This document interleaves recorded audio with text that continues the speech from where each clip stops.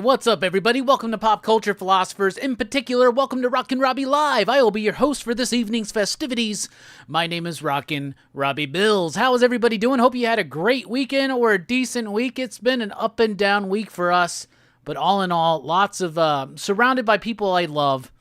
But it was a rough week for a lot of us here in the comic book industry. But tonight, we got some exciting things to do, including we're going to be talking about The First Omen. I watched it this morning, or this afternoon, I should say, and we're going to be talking about that. We'll be doing a little bit of show and tell, which will be an Eddie P tribute with my show and tell, and just chatting and stuff like that, mostly because my lunar shipment was delayed, so no DC sneak peek tonight, y'all, and I'm super sorry for that, but that's just the way that the cookie crumbles, but we are still going to have a great time chatting and conversing about comics, about this industry, about life, about love. That's what we do here on Rockin Robbie Live. So, even though we got a plan, grandiose some may call it, this show is driven, fueled, if you will, by your questions, your thoughts, your comments, and your concerns. So get them in right now. What do you want to chat about? What do you want to talk about? Let us know in the chat. Throw out a station, maybe even a pop, pop, boom, once you get up in the room. And also, Pop Culture Philosophers is on Instagram. And if you're on Facebook, join the PCP Army. That's the official Pop Culture Philosophers Facebook group. You can follow me on X over at the Rockin Robbie. And you can help support the channel over at patreon.com/PCP, like these fine PCP patrons listed right there, or with a super chat tonight. And if we hit enough super chats, there will be another sneak peek at a top-down video that is probably one of the most requested videos for me to do, and I would love to give you that sneak peek tonight. It just requires a few super chats, but we do appreciate everybody for being here. All we need is your participation in the conversation, but please like, share, subscribe. I'm there with you. No DC sneak peek. That's it. I'm off. I guess I should leave too. Anyway, we got some cool things coming up here on the channel. Tomorrow night, PCP movie night. We're going to be talking about Ridley Scott's Gladiator. There is a Gladiator 2, right? There is a Gladiator 2 coming out later this year. So we're going back to the original, talking about Gladiator. What a great rebound film from Cats last week. Also, we got some clips and segments and things popping out this week. Tomorrow morning on the channel, our Marvel in the 80s segment on Captain America number 8, the annual Captain America number 8, with Mike Zeck drawing Wolverine versus Captain America. That will be dropping Tuesday morning. My top-down, bottoms-up look at the very first Transformers comic from Marvel in 1984. That will be releasing. And then on Thursday morning, check out the clip from the Marvel in the 90s we did a couple years ago about Jim Mahfood's Generation X Underground Special. And then on Friday morning, our Marvel in the 80s segment on Wolverine versus Spider-Man. We would typically now pause for station identification, but I want to take a moment of silence in honor of a tremendous figure we lost in this industry this week.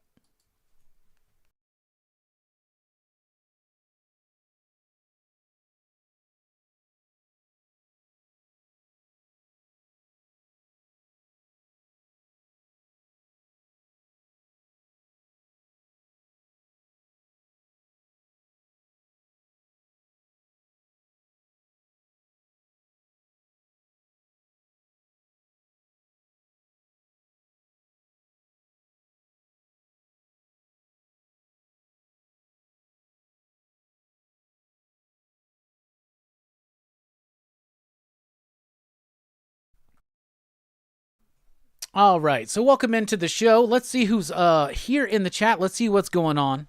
We got GT Key Comic here first, as usual. What is up, my man? We got the artist formerly known as Jesse Say What. Crappy week, but still got it in me for a station. Well, station, we appreciate that. Rogue Collecting is in the house. Late Night with the Devil was solid, but thought I'd like it more overall. Some cool practical effects, but great set design and wardrobe. Really bummed to learn they use some AI art in it, though. Haven't seen that one yet, but I am excited to check it out. Rogue Collecting also says, hoping to see Immaculate and The First Omen this week. Well, I watched The First Omen today. I'll be sharing some of my spoiler-free thoughts on it coming up, but I have not seen Immaculate yet, but I have heard good things about that. All right, we're going to officially kick off the show now with your very own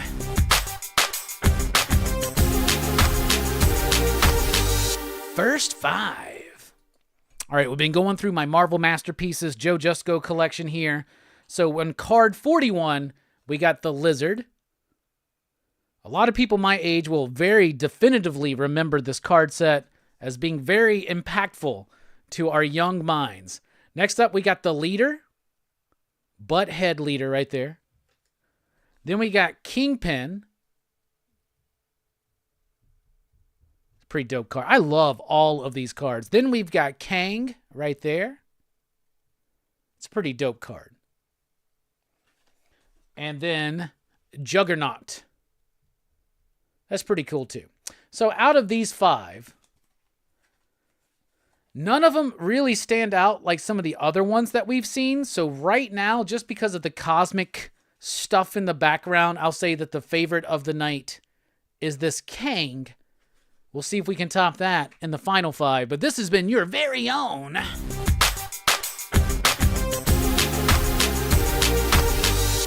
First 5.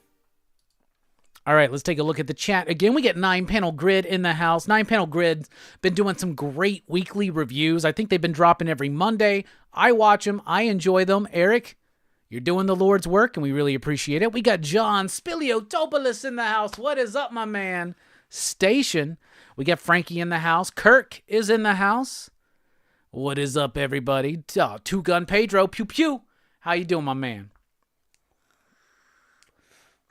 And yes, not only does Eric do great shows over at 9-Panel Grid, our man Spilio just did a live stream with Damien on Friday. What a great conversation they had. If you missed it, you need to check it out. Somebody please drop a link to both Eric and to Sleepy and Spilio's video. Please, that would be great. Frankie says, anybody read The Principles of Necromancy #1? I did not, Frankie. I will get my copy this week. I ordered our Magma books from Lunar. Did not realize that was going to cause a week delay. For some reason, Mad Cave, AWA, and apparently them, if you order them through Lunar instead of Diamond, they come a week later. I did not realize that was going to be the case, but that's why I did not read it. But I heard really good things about it.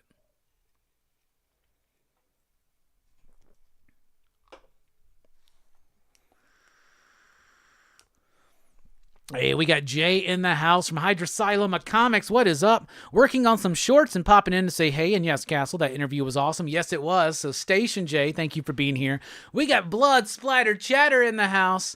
He also watched the first Omen. I watched your video, bro. I got some thoughts. The name changes is in the house. Hola, what's up, Dean? How you doing? Wait, Kitten Puke. Haven't seen you in here in a while. Good to see you. Glad to know that you're still here. Kelvin says, jerk comic trying to steal kayfabe fans. Not me. I do my top downs because it's almost like kayfabe's the reason why I wanted to do those. Like, I'm a huge fan of Ed and Jim's work on Cartoonist Kayfabe. And anybody that follows this channel and follows this show in particular knows that I actually struggled with the idea of doing top-down videos because I didn't want to feel like I was like ripping them off or anything like that, you know?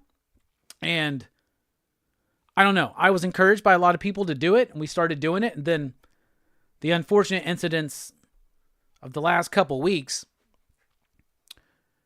it's definitely shook me and made me think about it, but I don't know. I think the best thing to do is just keep doing what we do. That's what I think.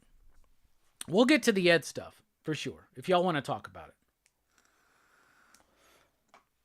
Blood Splatter Chatter says, fam and I made a 4-hour trek to catch some totality tomorrow. That's right. Tomorrow is the eclipse, total eclipse. The last eclipse that came through, I drove up an hour and a half with my girlfriend at the time to go and see it. And it was like a mystical experience of my life. It was great. I wish I could make that trek again tomorrow. I can't. So I was looking forward to like what we were going to get here, which is still going to be pretty cool. But they're calling for a lot of cloud coverage tomorrow, unfortunately. So, but the seeing a totality, I only saw the one in my life, and it was a rather almost mystical experience. Hey, what's up, Chris? Good to see you here, man. We need to hang out.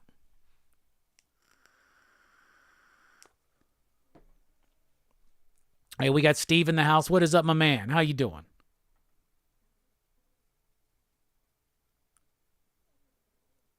Name Changer says, I thought it was April Fool's. Yeah, there was a lot of different emotions that day. 100%. Jay says, outside of Red Room, didn't know much of his work, but damn shame. Steve says, Red Room was well written and creepy as hell. I agree. We got Introspective in the house. Station, you damn dirty apes. How y'all doing? How you doing?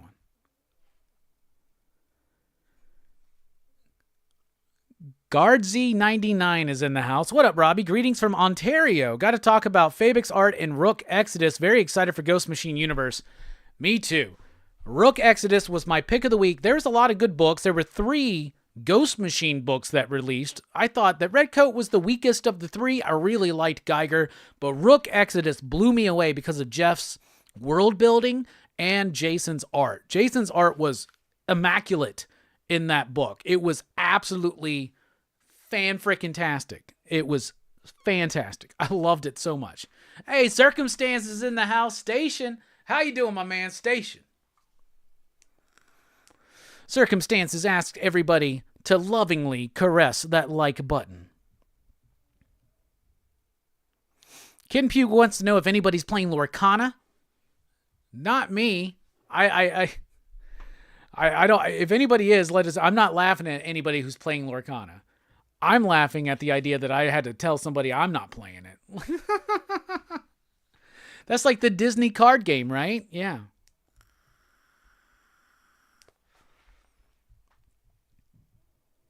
Ghost Machine stuff has been phenomenal. I agree. And thank you all for being here. I know it's week or night 2 of WrestleMania, apparently. Did The Rock win last night? Didn't they win? I have no idea. I went to a local wrestling show last night, which I do most every other Saturday when I can. Haven't been able to go there since February, so that was fun. But I don't watch much modern wrestling. Yeah, it's like Disney Magic the Gathering. There was a while, Kitten Puke, where I did play Magic the Gathering. There was like a good 6-7 month period where me and my homie Kevin, we would just get together. We would drink Bacardi and juice and smoke weed and just play Magic like all fucking day. It was ridiculous. So I quickly got out of that.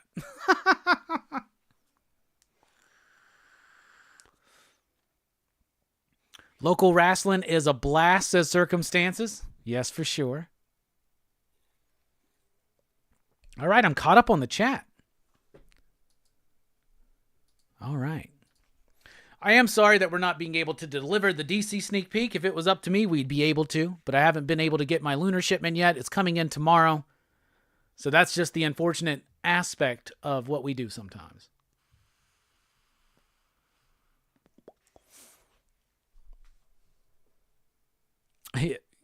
Kitten Puke says, that sounds amazing. I think you're talking about the Magic. And I had a lot of fun doing that.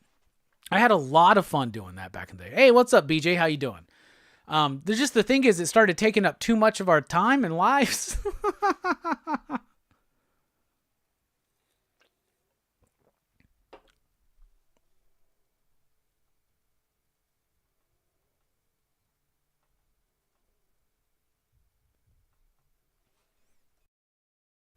Bell Dub's like, that's okay. I was just joking. I know. It's.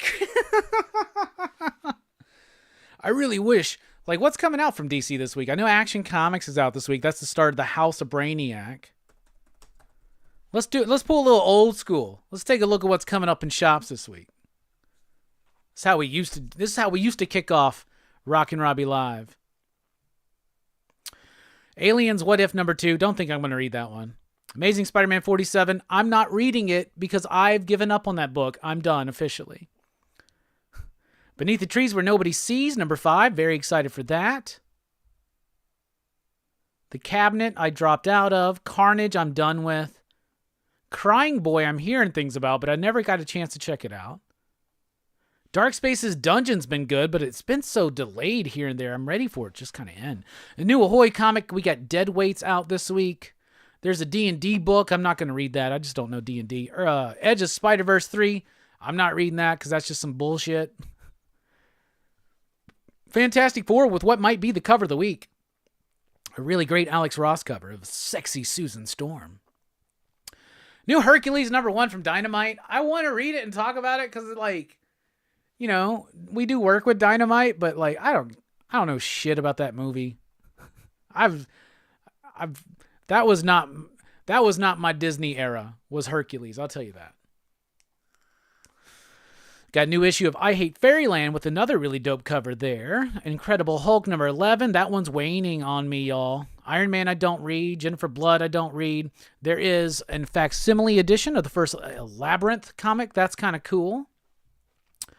Little Black Book. I don't know if the first one really brought me in enough for that. We got Power Rangers The Return #3. I'm still liking that. Monsters Are My Business and Business is Bloody. That's a new one from Dark Horse by Cullen Bunn. I'll check that one out. Miss Marvel I'm out of. Napalm Lullaby, very excited for that. Nottingham I dropped out of a while ago. Phantom Road #10 is out this week with another cool cover. Rat City #1, a new futuristic cyberpunk Spawn book is out. I have actually already read that one. It's aight. Scorched is here with issue #28. That's a cool cover. Resurrection of Magneto, obviously I'm not reading that. Silicone Bandits is a new one from... Oh, is that Magma? I guess I won't get that till the following week then. There's some Star Wars books I don't read. High Republic #6, Darth Vader 45, Thrawn Alliances #4, Symbiote Spider-Man 2099 #2, Thundercats #3. I've been liking Thundercats. Transformers #7. Jorge Corona on the artwork there. We got Ultimate X-Men #2, Uncanny Valley #1, which I have read and love and cherish and adore, from our friend Tony Fleece. We got Unnatural Order. I dropped out of that one. Weapon X-Men #2. I'll check it out, see what happens. A new one from Mad Cave called When the Blood Has Dried. X-Men 97-2. Nope, not from me. Wolverine 47. I've been getting some of those second prints so I can read the Sabretooth War story because I hear good things about it. Action Comics out this week. I'll read that. Batman First Night #2. Batman and Robin #8. Batman Dylan Dog #2. I didn't read that first one. I don't know anything about Dylan Dog. Green Lantern #10. Night People #2. I'm skipping Outsiders #6. Better Course Correct. Red Hood the Hill #3. I'm out of that one. Sinister Sons 3. I might be out of that one. Speed Force 6. I got out of that super quick. Suicide Squad Dream Team #2. I'm out of that one too. Red Sonja Empire of the Damned #1. I hear good things about that. Let's see what else we got. I think that's about it. That looks to be it. Seems like a pretty okay week for comics. Just an okay week. Hydra Asylum says, I like when we all just chat. Things happen. That's true. William says, how many copies of Earth X #12 have you sold? Oh, what is that supposed to be? First appearance of Shia LaBeouf as the Silver Surfer? I don't know. I got to check. But by issue 12, I'm sure orders were down. Maybe we got some. I got one. I like them. I like Earth X. Deo says, Sacrificers, so good. I agree. Sacrificers is amazing. I think that's a really, really solid book. Introspectim says, speaking of ghosts, saw Space Ghost on the FOC recently. Curious how it's going to be. Snagged a pre-sale copy to check out. I'm excited for it to a point because I do think David Pepose is a great writer, and I think that this is something he can sink his teeth into. And I think Jonathan Lyle's line work is fine. The coloring so far is the issue that I'm having with that book. BJ wants to know why I quit reading Newburn. Newburn just like it kept delaying, and I would read it and I would be lost in the story. And it's not fair to review a book that I don't really remember or recall. So I try to not do that. I want the cat's about to run out of the studio. Anybody else excited for Creature from the Black Lagoon by Ron V and Dan Waters? Very excited for that. I love Creature from the Black Lagoon. I love Ron V and Dan Waters. I love what they did with the Universal Monsters Dracula book. So very excited for this. Then we got Michael Walsh doing Frankenstein. So that's going to be dope. Chris says, so behind on my reading. My wallet is skinny and my read pile is huge. Well, then we just need to take a moment, kick back, and read some comics, right? But I know the feeling, brother.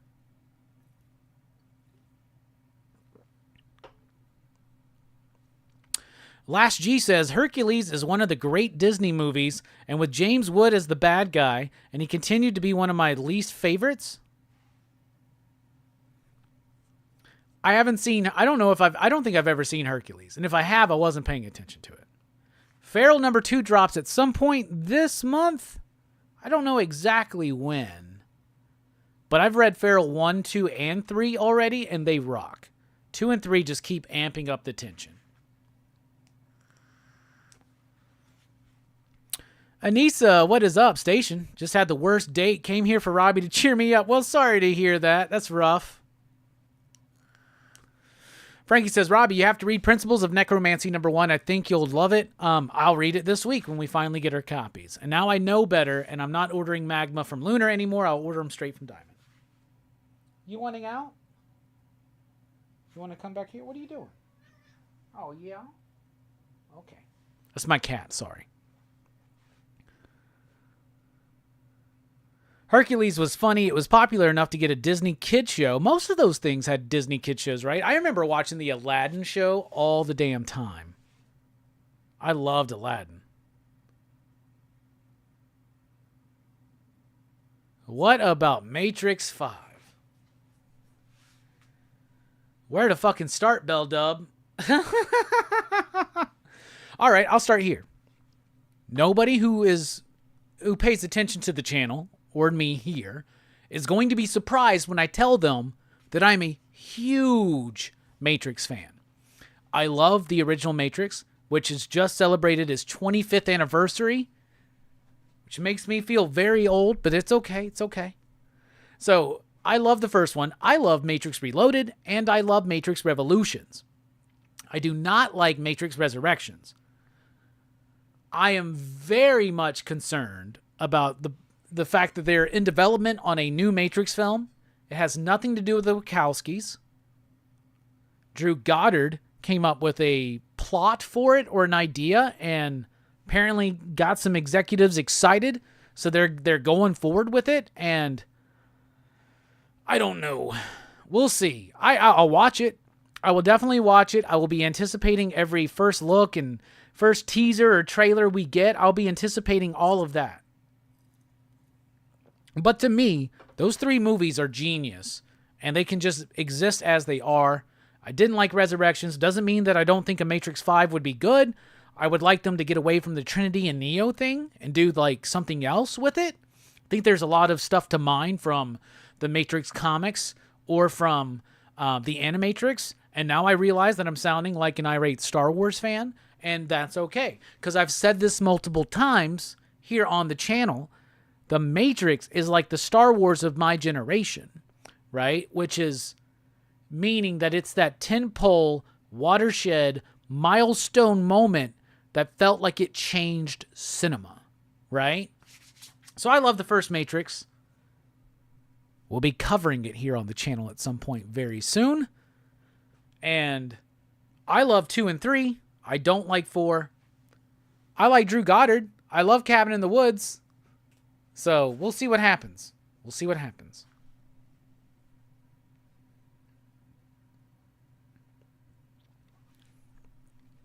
Death Rattle says, do you feel the cover price of comics is getting outrageous, or is it just me? No, it's getting outrageous. It's not just you. It's all of us.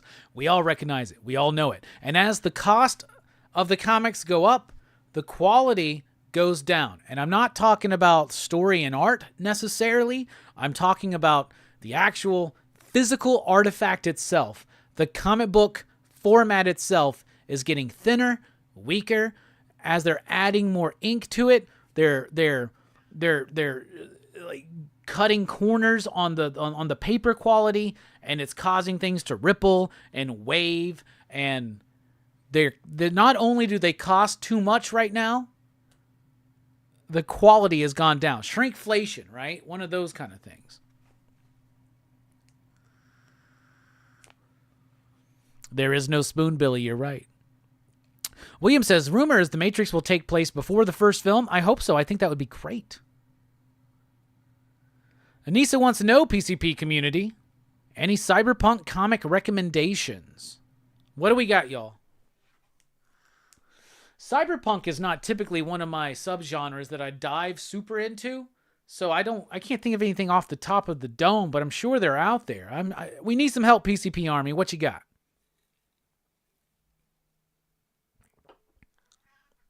Hey, you want to leave?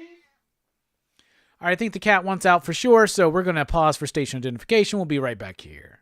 Throw your stations out.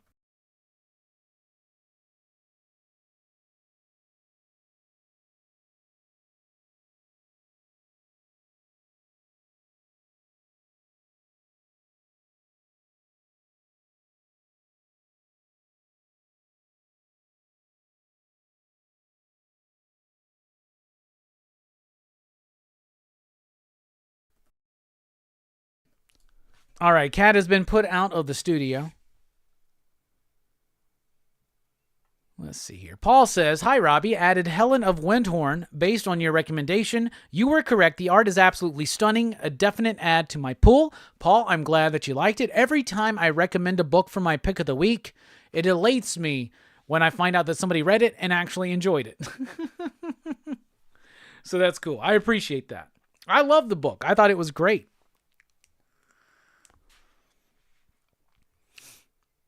Introspect M says, I've only read Cyberpunk 2077 XOXO. In both structure and art style, it's a wild mini. Okay. Billy says, the spoon isn't real. It's impossible to bend the spoon. You have to bend yourself. That's Zen philosophy. That is a big part of the Matrix, 100%. 9-panel grid. Hard-boiled and Transmetropolitan are both great. Not sure if you mean the video game or genre, but I'd recommend these to anyone. Hard-boiled is Cyberpunk? Okay. I'll agree with that one. Transmetropolitan, that's Cyberpunk? I guess I don't know what Cyberpunk is. When I think of Cyberpunk, in my head, I just think Blade Runner, right? But I've never, like, for instance, somebody, it might have been 62 Lefty Blue, somebody sent me a copy of Neuromancer, the William Gibson novel. It's, like, supposed to be, like, the definitive, like, Cyberpunk novel, but I've not read it yet. Circumstances says, them Ghost Machine books feel great in my hand, especially for $3.99. 100%. Image can do it. How in the hell can Image do it, but Marvel can't? That's some bullshit. Marvel and DC have more resources than Jeff Johns. Or they should. You telling me that one dude, Jeff Johns, is, and one other dude, Todd McFarlane, and other single... Because Image Comics, that's the creators making those books. Right? How is their quality better than Marvel? And DC. There's something wrong there. Do you get what I'm saying? The companies that have the most resources don't put those resources into making good comics. But it's because, like I said here on the channel before, we just got to get used to the idea that Marvel and DC are not out to make good comics. Individual creators and some publishers are out to make good comics. Other people are just out to make IP that can be exploited for big bucks. I think that's very much true. Big E says, thank you for addressing Death Rattle's comment. Well, of course, I try to address every comment here when I can. Paul says, let's see how long Marvel goes with their $3.99 cover price starting in June. Yeah, they draw the line at $3.99, but not all Marvel books are going to be $3.99. But they have gotten into a bad habit of having way too many $4.99 books. DC's doing the same thing. It's crazy when you get like a 50-page Image comic for $3.99. That's printed on an incredibly high-quality paper for today's standards. 9-panel grid talking about the Ghost Machine book says, so true, Circum. Those books were so well made. Absolutely.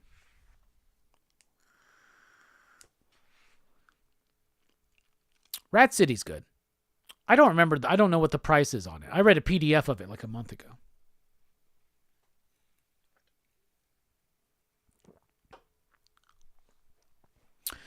All right, Latch G says to Anissa, you have the first part of the Neuromancer graphic novel by Marvel, and you also have the Shatter series from First Comics. Never checked that out. Not even Rat City. I wouldn't know if I would. I mean, Rat City was decent. I mean, I read it like a month ago at work on a screen, which is not my favorite place to read comics, my favorite way to read comics. So I'll have to read The Physical Artifact this week. Our buddy Spilio says, working at a comic book store, I see the quality of the books going down. The Ghost Machine books stand out this week because of quality. We're talking in particular, well, we are here talking about quality of story and art, but also the quality of the actual physical artifact.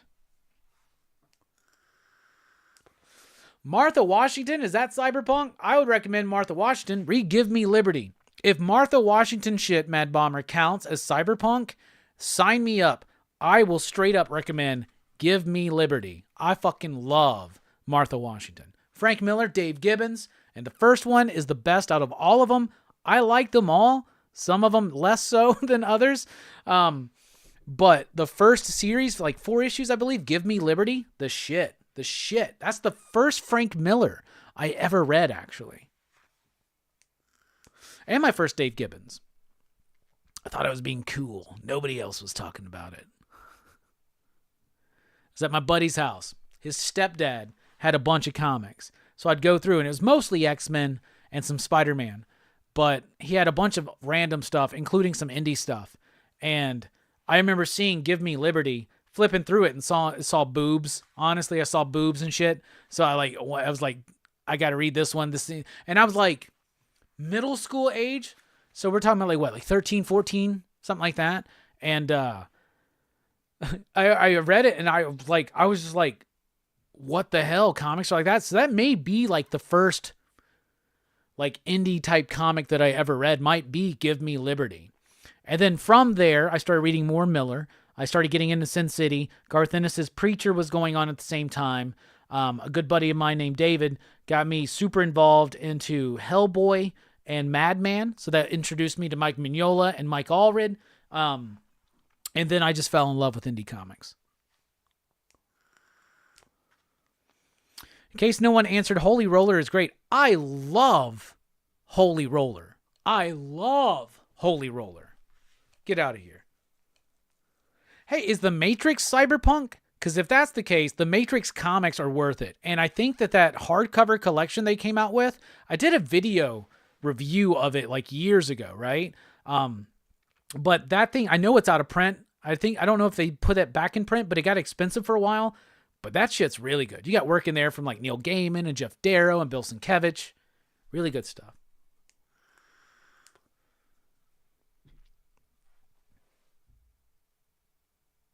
The Incal, too. Yeah, that's interesting to think about. A little Mobius there. What's his name? Jodorowsky? What's his name? The name changer says, I got all 3 Ghost Machine connecting covers, and I double dipped and got the Go-Go Checkers one too. Okay, cool. Hey, Robbie from Earth 2 is here. I wouldn't call it cyberpunk, but I would recommend Black Science as a good read, and I'm a little biased to Matteo Scalera. I know you are, my friend. We got to meet him. It was super cool.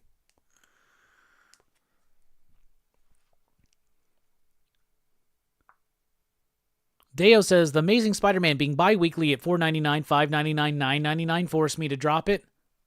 I can understand that. Last G says, another great cyberpunk series is Masamune's Ghost in the Machine. Ghost in the Shell? Is that what we mean? I love Ghost in the Shell, the movie. I've never read the comic. Anissa says, Robbie, that is so true. Marvel and DC don't care. Introspect M says, what about Extremity or Petrolhead? Would those be cyberpunk? I don't know. I guess what the hell is cyberpunk then? I don't I don't know, I guess. Not my thing, I guess.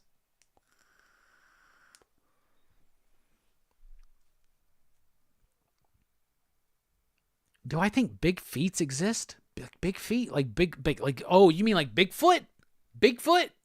Where were you last week? Teen Dog Shades night. I don't know about Bigfoot. I could easily say, because I believe that a lot of the evidence of Bigfoot is been proven to be incorrect or hoaxy, right? I know that original films still kind of, you know, that film of like a few seconds of Bigfoot walking. There's things about it that are easy to debunk, but things about it that are not. So I don't know. Do I think that there are creatures on this planet that we've never seen or really know about? Yes. Do I believe in the cryptid Bigfoot? I don't know. But these stories exist. They have to exist for a reason. But whenever I meet somebody who actually has a Bigfoot experience, one of them is in the chat right now. And I've heard experiences from people, and it's tough to discount that 100%. So I guess, Frankenfrog, I lean more towards I don't believe that Sasquatch exists today, but at the same time, I don't really feel confident in saying that.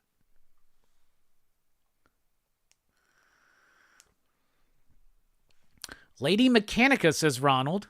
Good stuff. Hey, we got nine panel. We got one collection down in the house. What's up, Fable? How you doing, my man?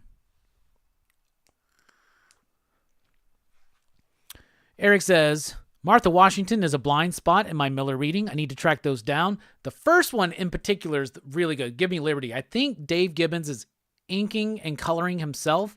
I think there's a different colorist in some of the subsequent volumes, and it doesn't work as well. Anissa says, I've never actually watched The Matrix. I will have to try. And he wanted to watch Blade Runner as well. Well, Anissa, I am very sorry that you had a bad date night. But the way that you course correct that shit is to drink some wine or some beer or whatever your beverage of choice is. Maybe it's just water. Some shit like that, right? You know, but maybe you smoke some, maybe you drink some, maybe you just do whatever it takes to chill you out. Watch The Matrix, and at some other point, watch Blade Runner. Both of those are two of my favorite movies of all time.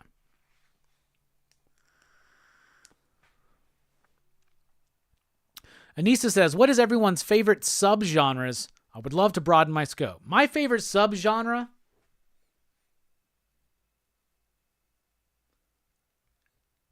Sleazy horror.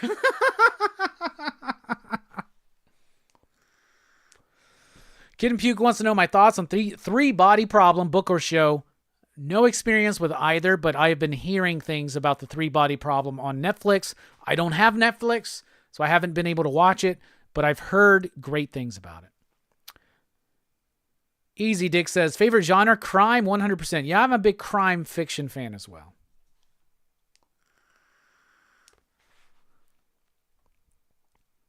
That's why I loved Bendis so much when Bendis first came out there. Futurist, ESP, body mods, wearable tech. Okay, Mad Bomber. So Transmetropolitan counts. That's a great cyberpunk then.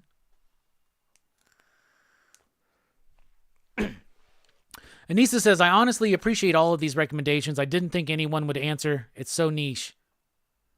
Well, the PCP army is niche, Anissa, so.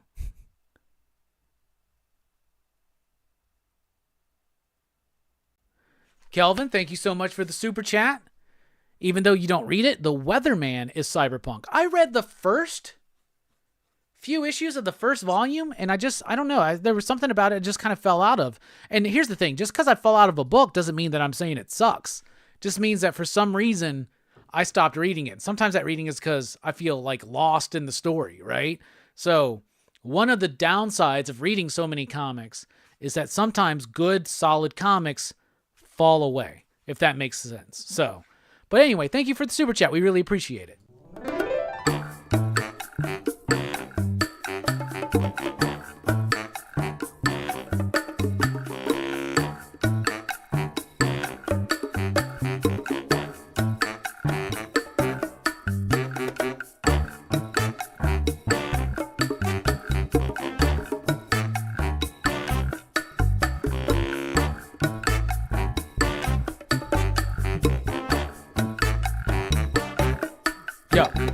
Let me tell you about this little man I know. His name is Hellboy. He was sent to the earth some long time ago to save it or destroy.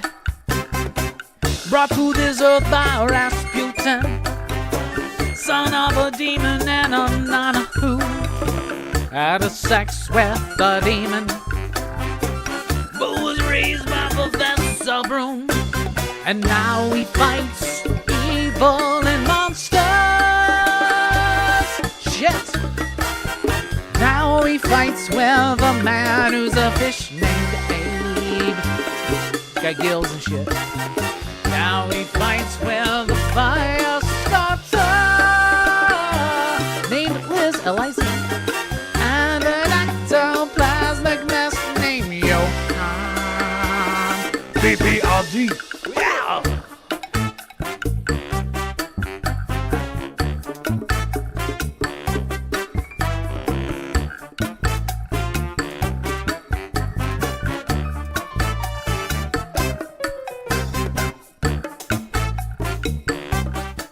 Kelvin, we really do appreciate the super chat. It helps keep the lights on, keeps the channel going, and encouraging us to soldier on. So thank you so much. We really do appreciate that.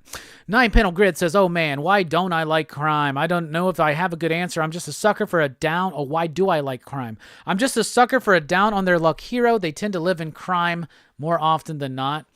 Great crime fiction, graphic novels, and comic books.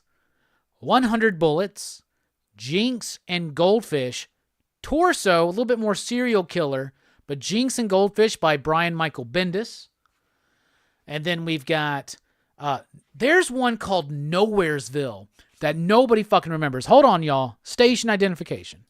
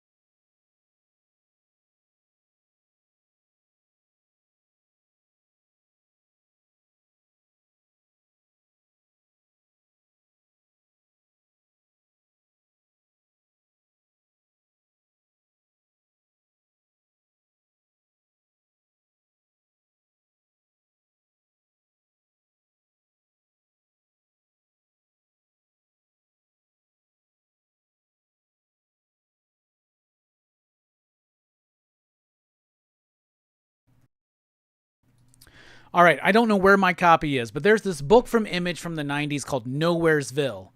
That is fantastic. I have a little digest somewhere. Where in the hell is it? I think it might be in that closet. That book is awesome if you can hunt that down. Here are the Jinx and Goldfish books I was talking about. These are the original printings of them that I don't know if they're the original printings. It's not the Caliber Press, but that's Brian Michael Bendis writing and drawing. And they're really good. Read Goldfish first, because one of the characters from Goldfish, the main character, is in Jinx. But Jinx, I think, is a better book. Look at that. It's beautiful stuff. That's great crime fiction. And another one from Greg Rucka. I would count this as crime fiction, even though it doesn't deal with all of the tropes of, say, something like Asphalt Jungle, Maltese Falcon shit. But Whiteout by Greg Rucka and Steve Lieber, this is a really great crime fiction book as well. And most of the great crime fiction novels... Oh, and Stray Bullets by David Lapham. Stray Bullets. That's in the other room. But most of the best crime fiction is going to be from the 90s or early 2000s in black and white. 100%. All right. Sorry for the pause. I thought my Nowheresville was right there. I got to find my Nowheresville. I haven't read that in forever. We got Nick from Comic Culture in here. What is up, my man? Anissa says, Robbie, you tell me to smoke, I smoke. You tell me to drink, I drink. You tell me to watch The Matrix and Blade Runner, so I will. You can do that, but if I tell you to smoke and drink, don't do that because I told you to. Do that of your own choice. I need you to state that. But please watch Matrix and Blade Runner. But do whatever it takes to relax. But don't smoke and drink because I told you to. I don't like that. Introspect says, saw episode 1 of 3 Body on Netflix, but then heard it's based on a book, so I stopped and am now in the middle of reading the book. Chris says, Mean Machine from Judge Dredd is Cyberpunk. 9-panel grid, Kelvin just added Weatherman to the list. John Spilio with a super chat. You're the best. We love you. You and Brittany. Y'all have my heart. This one's for y'all.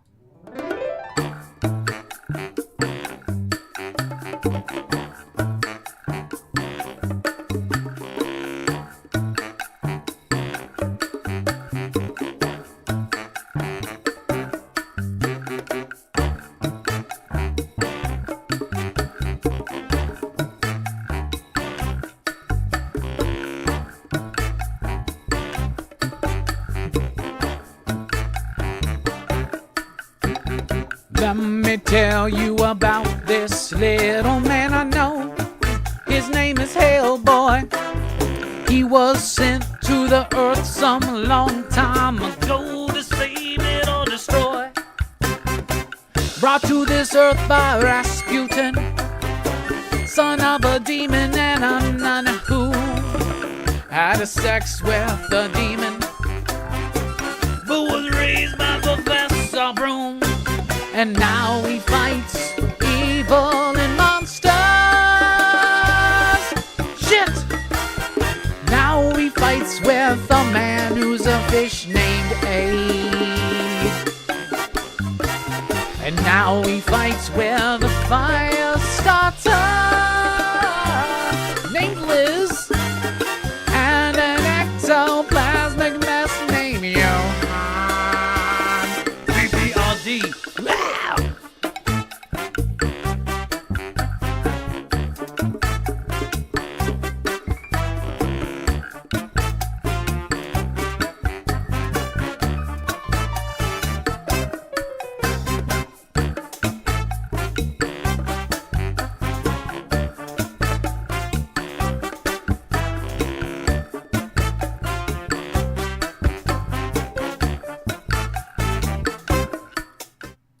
Close your eyes, make a wish, and blow out the candlelight.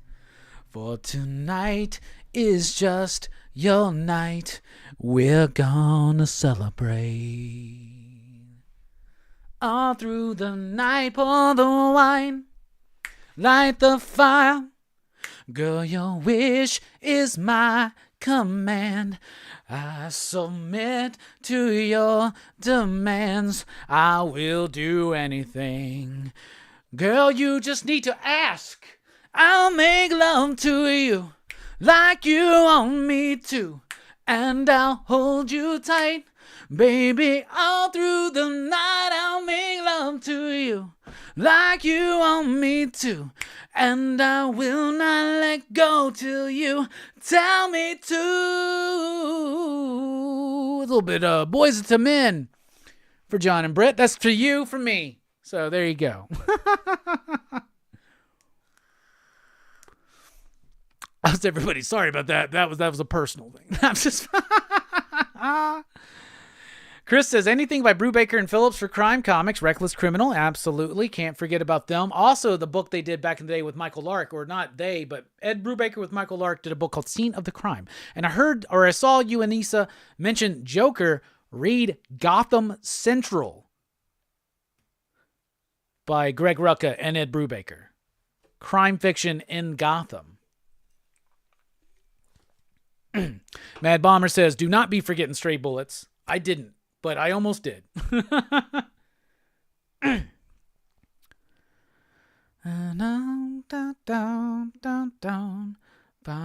Last G says, if you decide to drink and smoke, that's up to you. But please watch Blade Runner, movie history's best film ever. One of my favorite. Parker by Darwin Cook. I've never read Parker, but they got the complete Parker out now that I want to pick up.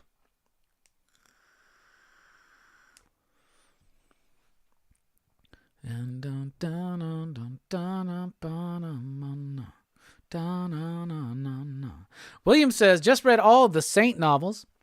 Chris says that classic EC Comics crime shit is amazing. Crime suspense stories. I've never read any of them, but I got the new like trade paperback, like softcover archive editions that Dark Horse has been doing. 9-Panel Grid says another great book from Rucka is the Stumptown series. Paul says, Robbie, you still reading World Tree? It kind of went downhill after the hiatus. Although it's still on my pull list, probably going to drop it. I am still reading it. First 5 issues, first arc, great. Hiatus. 6 and 7, I almost dropped out, but 8, I really liked. I thought 8 kind of pulled it back together. Hey, Stu, what is up? Anissa says, literally getting off the subway and skipping to my house to watch Blade Runner. So excited. I've honestly been waiting for the longest time. Been waiting for the right moment, and here it is. Watch the final cut. That's the one I would recommend. Do not watch the theatrical cut. Either watch the director's cut or the final cut. Usually, if you find it nowadays, you're going to find the final cut. So you're probably going to be fine. Probably shouldn't even said that. Shouldn't have worried you. But if it starts with narration by Harrison Ford, get the fuck out of there and go find the director's cut or the final cut.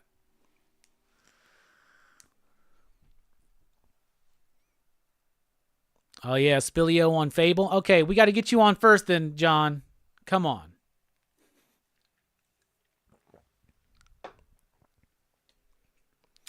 Last G says, I would say that parts of Terry Moore's Strangers in Paradise and Parker Girls are great crime stories as well. Terry Moore, a hometown hero, actually, for us, those of us here in Alabama.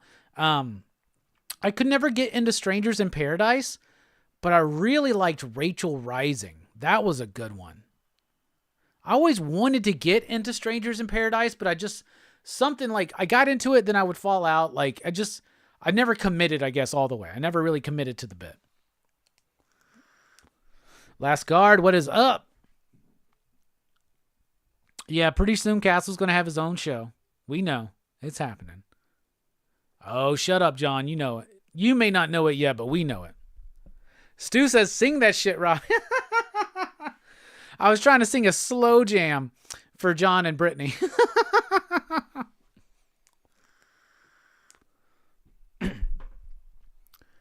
Anissa, we're talking about the one from 1982.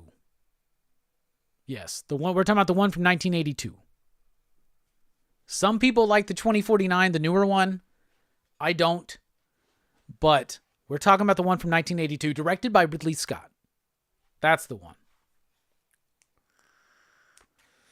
Milkbone Crusader 6 says, what about Screamer for cyber crime and cyberpunk? Screamer? I don't know what that one is.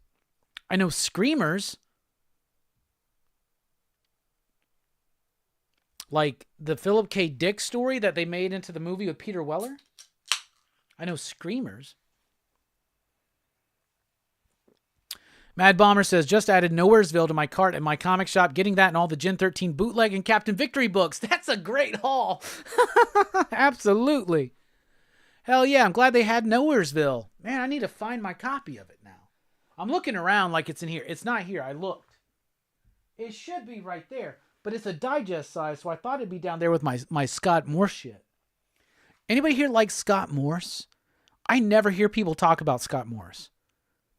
I have some Scott Morse shit that I love. He actually did a Batman book called Batman Echoes, I believe, that was good. Or maybe that was Roomful of Strangers, yes. And he did an Elektra miniseries for Marvel, but his big things that I got into him for were like a book called Magic Pickle and this thing called Soul Wind. And that orange thing right there on the floor is my complete Soul Wind trade paperback from back in the day. Stu says, GCPD, The Blue Wall, was a good little police procedural noir type book that was really dope and flew completely under the radar. I loved GCPD, The Blue Wall, my favorite John Ridley comic that I've read. Last G says, I still like The Last American Crime by Rick Remender, and it was that Greg Tocchini, even though the film adaptation was awful. I've never read or seen that. Yeah, Vangelis Synth Goodness, the soundtrack to Blade Runner is amazing too, says Chris. 100%. Jay says, coolest noir I've read in a while was called Chum by Ryan K. Lindsay for Comics Tribe. Really awesome crime surf noir. Crime surf noir? I thought the only crime surf noir in existence was Point Break.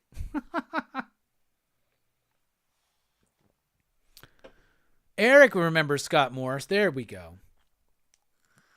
I think he does like Scholastic books and shit now, which makes sense. Screamer's an early Milligan 6-issue DC series like 89. No, I've never even heard of that. Put that on the list.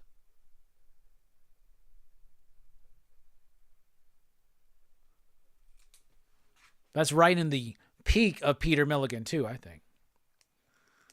When am I going to review Batman Digital Justice? If y'all want me to, I will.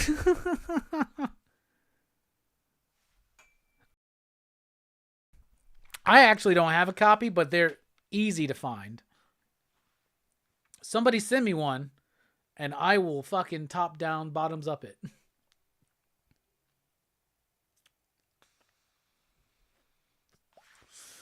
And turn out the candlelight. Magic Pickle, hell yeah. I got some other things too. What's the one? I have Spaghetti Western.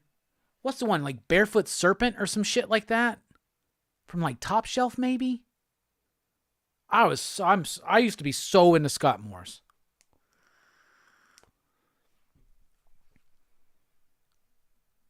Why does Disney call it X-Men 97, not call it X-Men 93? Because the show, I answered this, I thought, last week. The show started in 92, but it ended in 96. So it's a continuation of the show, which ended in 96.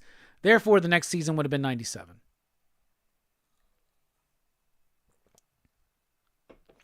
Chris says, I just have it on vinyl. I need to track down the 3-disc CD. All right. We're taking a quick break. When we come back, we'll be talking about The First Omen. I watched it today. I have some thoughts. All right. We'll be right back here on Rockin Robbie Live.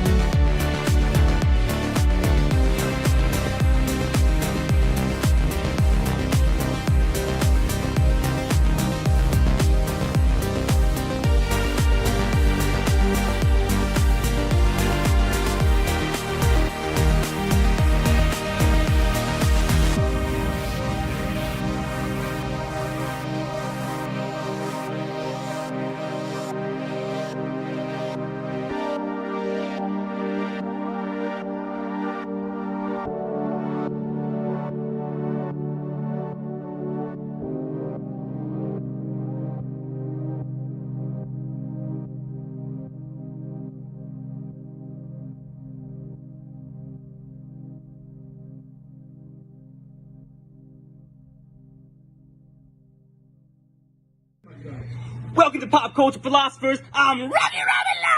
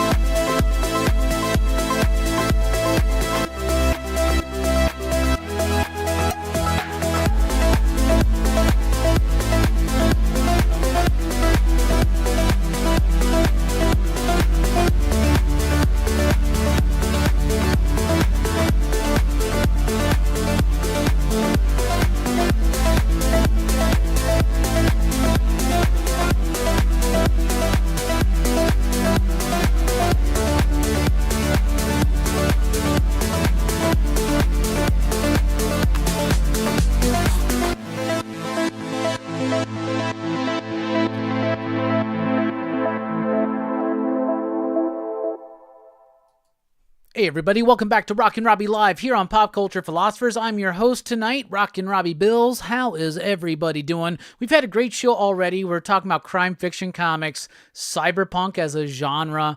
Lots of great conversations here, which has been very uplifting. So thank you all so much for joining us tonight. We got another portion of the show to come, including a First Omen movie review. And we are $5 in Super Chats away from unlocking the next top-down, bottoms-up sneak peek. That is one that I think people are really going to appreciate seeing. Anyway, even though we got a grand plan, this show is driven, fueled if you will, by your questions, your thoughts, your comments, and your concerns. So get them in right now. What do you want to chat about? Let us know. I will want to say this.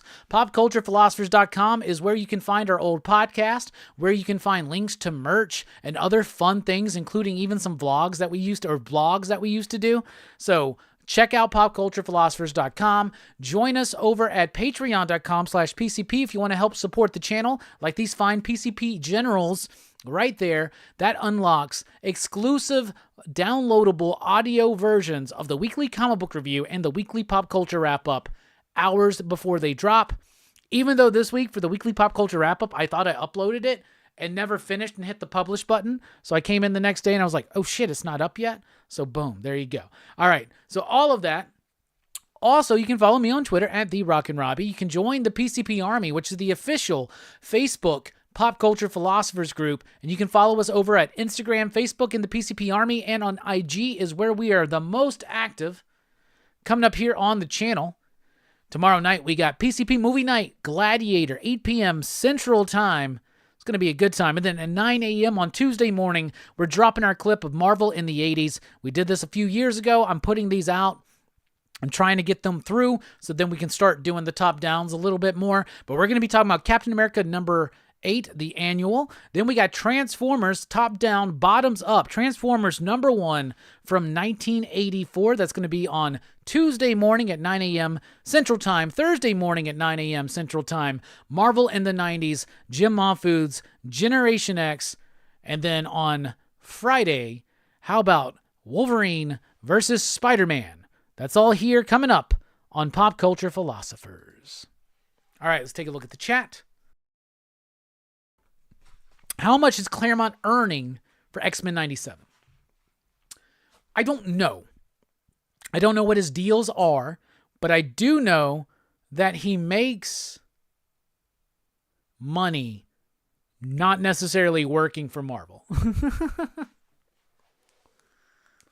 Warren says, greetings from Wales. My family is originally, like, back in the day from Wales. That's pretty cool. Station. Robbie, did I miss your take on the Fantastic Forecasting? You probably talked about that already. I didn't talk about it tonight. We talked about it on our Friday show with Dynamite.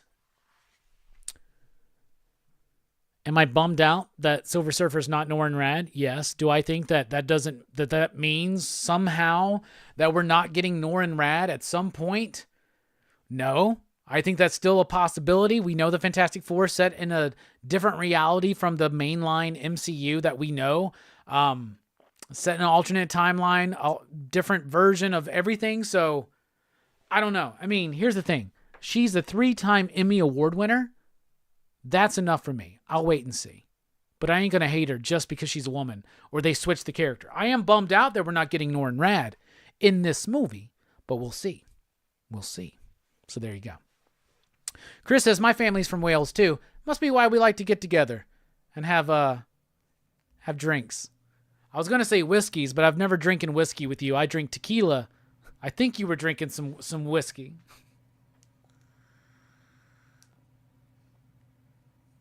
How old is Norrin Rad? I thought he would be 80 to 90 by now. Well, in the Marvel sliding timeline, who knows how old he is? He's a cosmic being, right? Chris says, I bet we get Norrin Rad. I'm sure we will. This is all set up for that. They both become infused with the power of cosmic or some shit like that. Hey, Bueller, what is up? Good to see you, Bueller. I miss you, homie. Last G says, Cartoonist Kayfabe just released a review of Pepe Marino's Rebel. That's the artist who also did Batman Digital Justice. Oh, I need to check that out. As good as time as any. Let's do this. I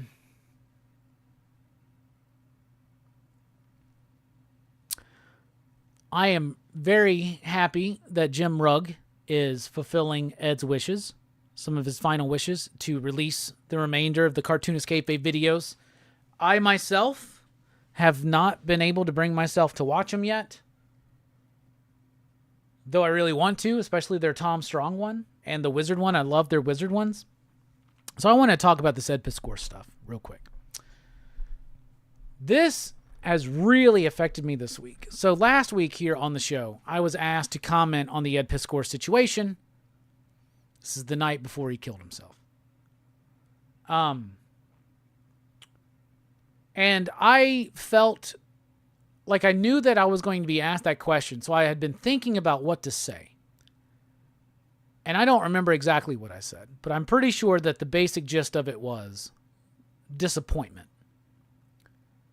That I was disappointed that this stuff is out there and that the channel seems like it's going to be shut down and that his career could be in jeopardy. And, you know, if this was behavior that he was doing, I was disappointed, this and that. But, you know, because of this industry, and it's a very insular, small industry, and one little thing can make a big wave in a small pond, right?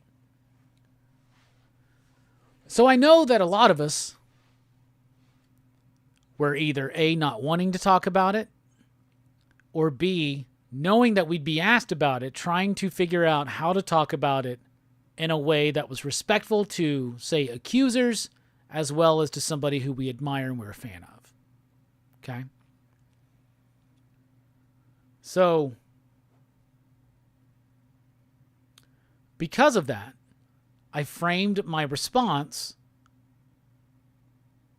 as to like aim disappointment at the situation. And now that everything that has transpired,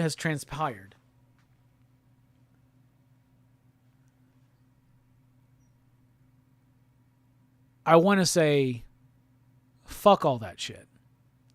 Fuck all the bullshit of trying to tiptoe around a small group of people or small groups of people in this fucking comic book industry, in this fucking world. It's everywhere. This bipolar fucking world that we live in, where you're either us or them, right? And we all, it's like, I know we're not doing a Teen Dog Shades night, but like, this is what they want. They want people to attack each other. They want people to pick fucking sides. Because it's easier to sell us stuff. Because we'll buy things just because we think it aligns with ideology or some shit like that. There are groups in this industry that are extreme right that I think are ridiculous. There are groups in this industry that are extreme left that I think are fucking ridiculous. And I hate the fact that so many of us, when maybe he needed us to be more like balanced, I feel so bad that so many of us were like tiptoeing around like a small percentage of these fuckers out there.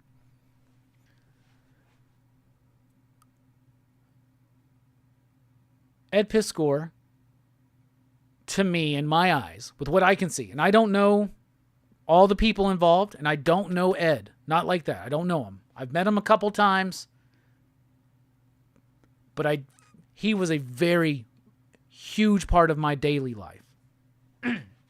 Because I loved his work, and I loved his channel, and I loved talking to him and Jim. The 2 times I've met them, I loved talking to them about comics.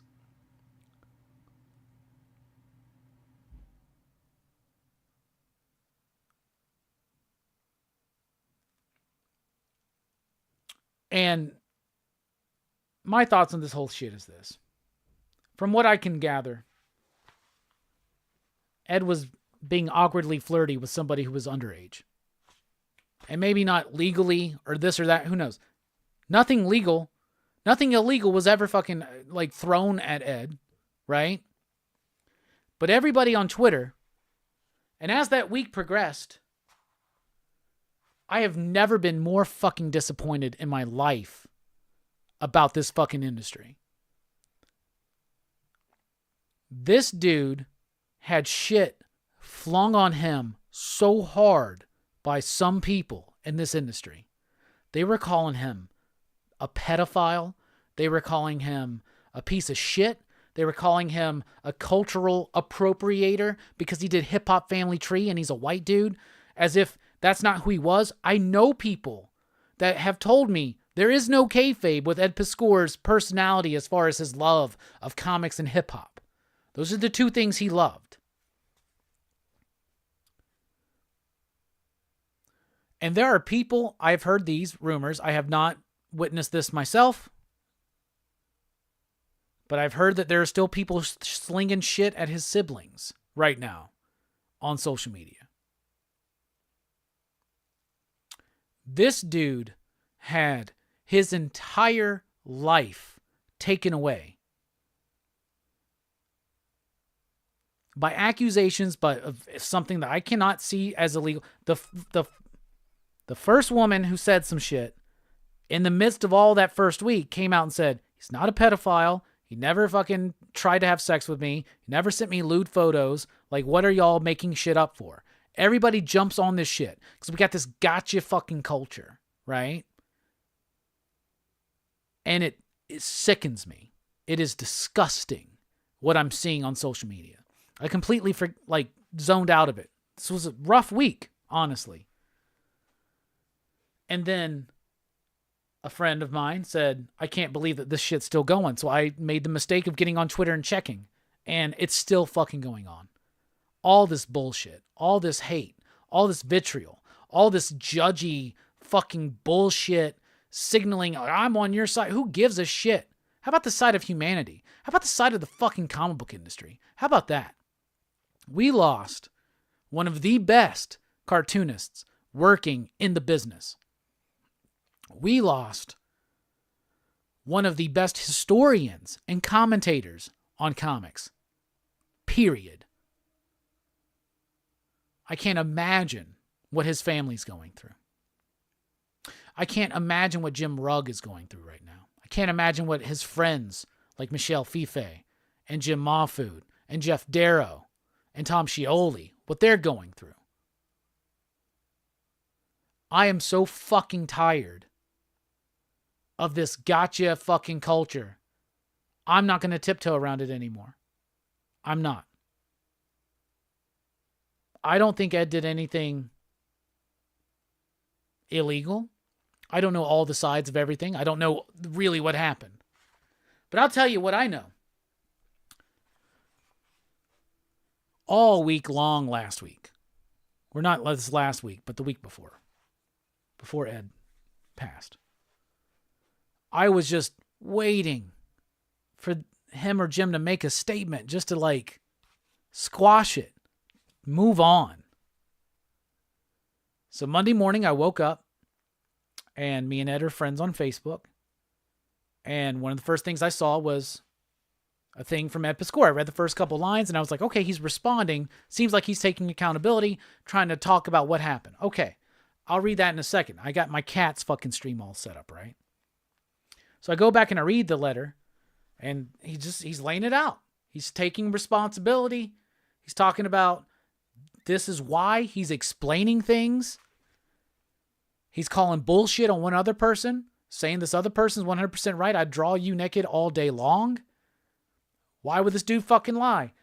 Because halfway through that letter, I realized I was reading a suicide note. And this is early in the morning. So all day long, we're talking. Me and other people in the industry, friends, we're worried. And then I got the word that they had found him and that Ed was gone.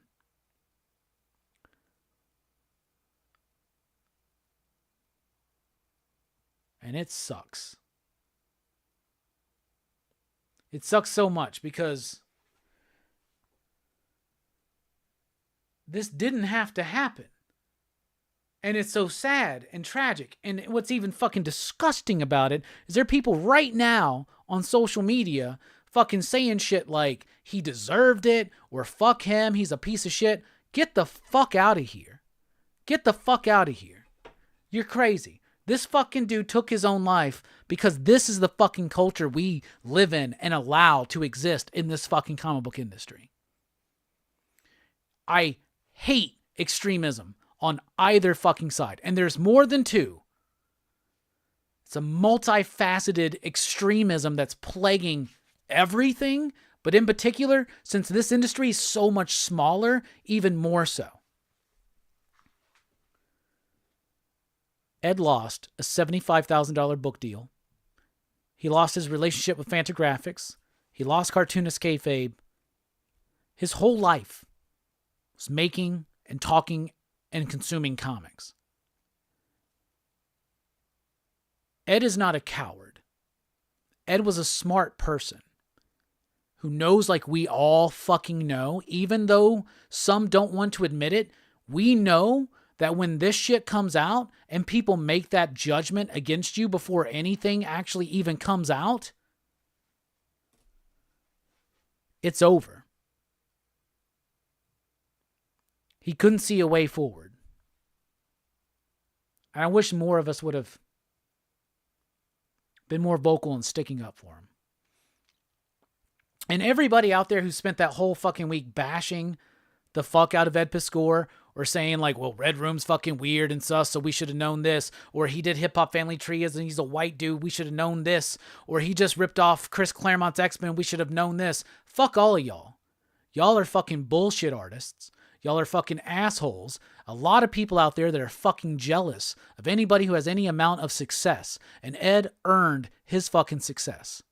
I don't know all the details about whatever went on with him and that first woman, right? I don't know if Ed's telling the truth in his suicide note. I don't know if these women are telling the truth. I don't know that shit. I just know that this isn't something that somebody should have to kill themselves over.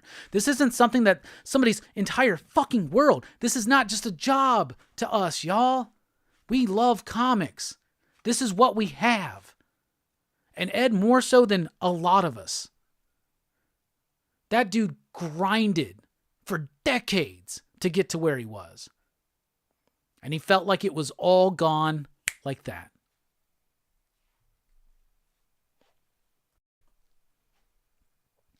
My buddy Mike said this to me this week. Usually when somebody I admire or love commits suicide, I get angry at them. Why'd you give up? But this situation's different, is what he said. And it is. I am so let down by this comic book industry. And I am continuous. Who gives a shit about the paper and the cost and the art and all that bullshit? This is the real fucking truth. When Jack said comics will break your heart, it's an easy thing to throw out there, right? It does. And it doesn't have to fucking be like this, y'all. It doesn't have to be like this. I would like to think that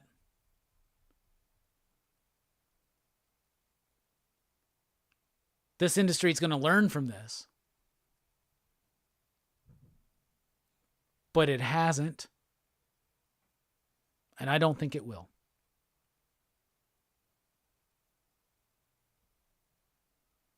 And I'm angry. And I'm sad. And I'm disgusted. And I'm reviled by the shit that's still going on right fucking now. As I fucking speak, I know somebody's talking some shit out of their ass they don't know.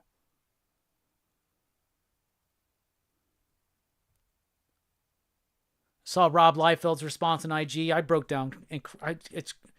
I met Ed twice, but he was in my ear every fucking day.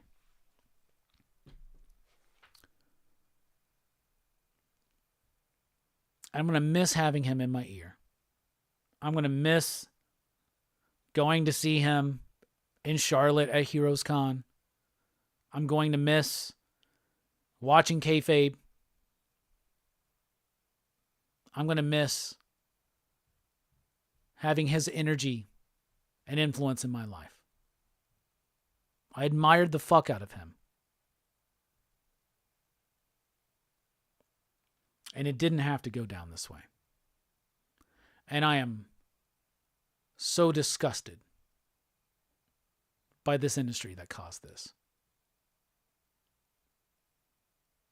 Let's take a moment. That's all I got to say.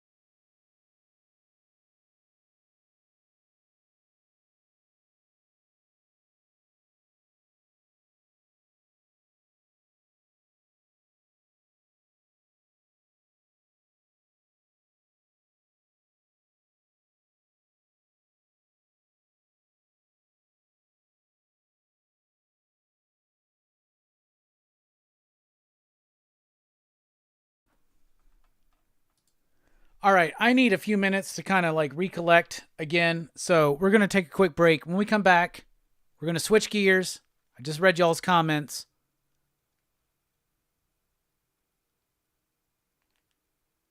So let's take a quick break.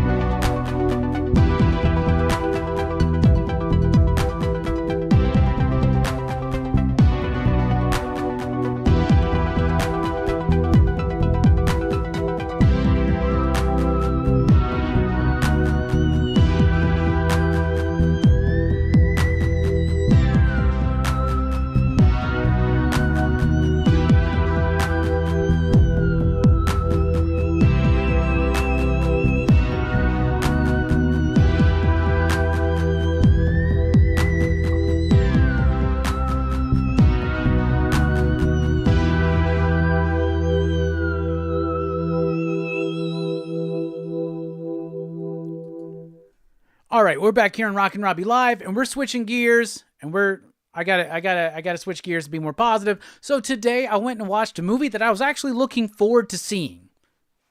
And that was The First Omen. So in a non-spoiler as possible way, here's my thoughts on The First Omen.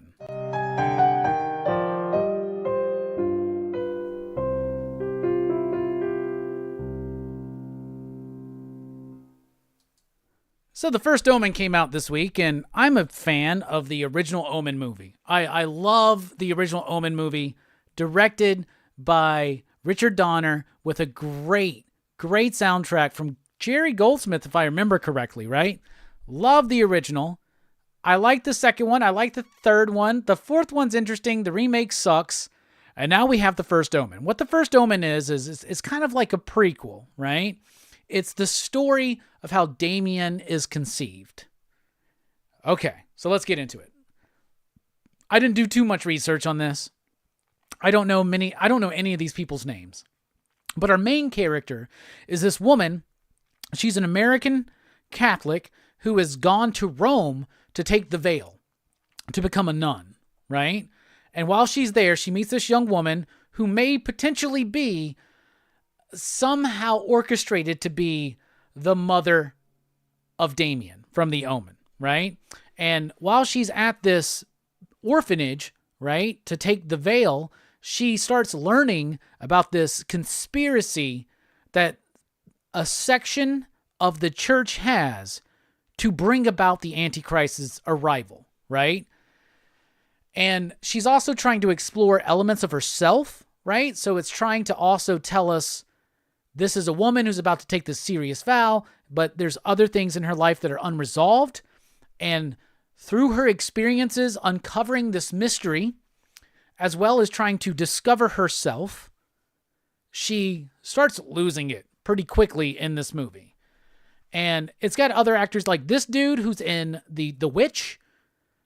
I thought he would be great. He's actually playing one of the characters from the original Omen movie, but he's barely in the movie. He's just there to kind of dump some exposition at a certain point. Now, the film does look really nice. It's put together very, very well as far as the look of it and even the music. It has a nice aesthetic to it. But ultimately, I was disappointed in this movie. It's got a certain tone and atmosphere that I liked. In fact, I would say that one of the best parts of the film is the tone and the atmosphere. Performances.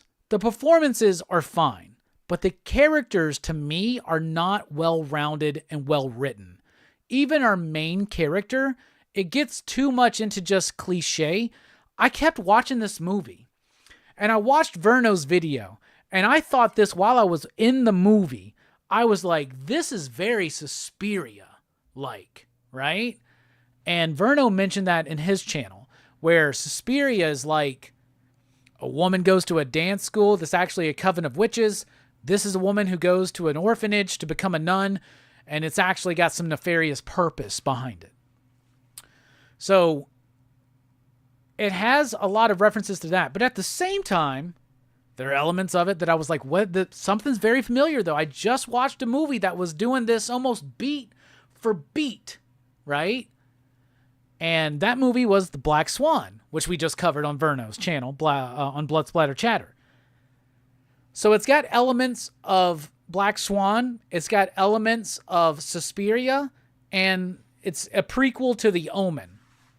But it doesn't nail any of those.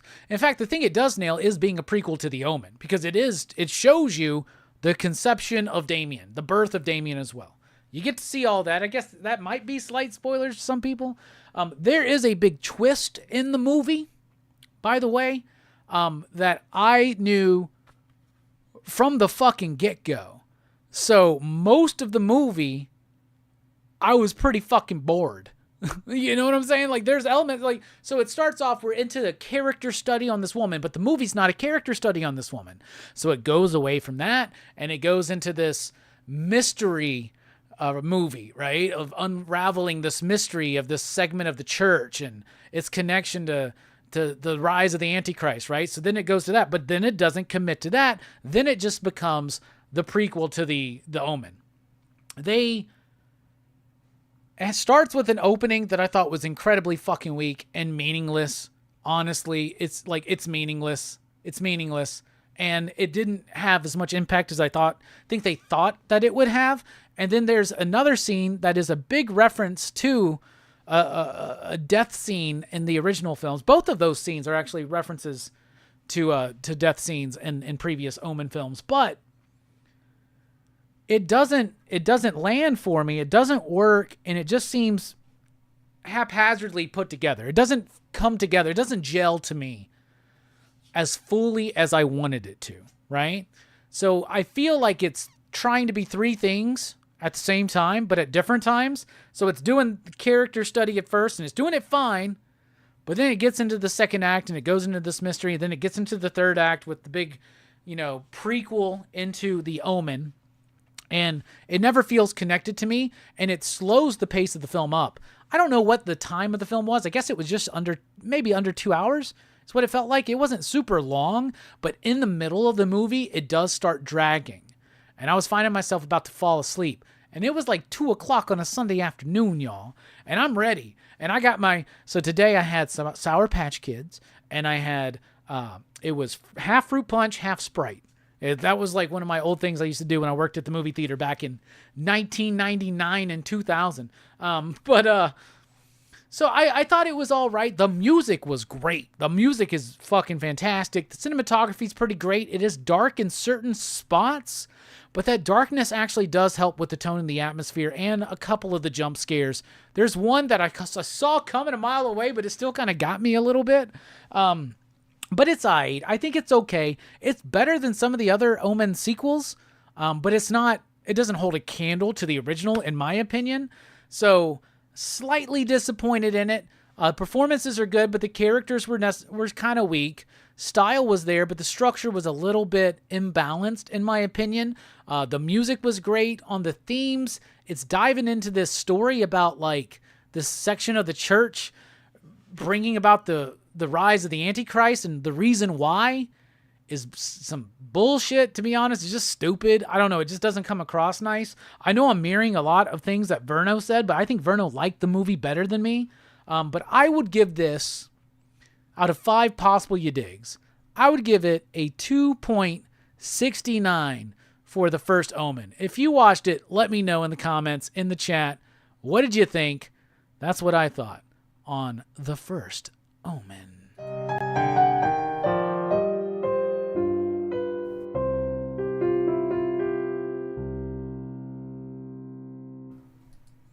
All right. Take a look at the chat. Robbie trying to be more positive. Okay, stay away from the Roadhouse movie.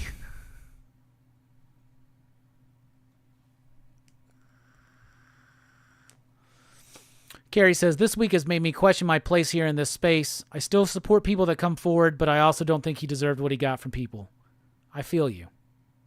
We want to believe women because for so long they weren't.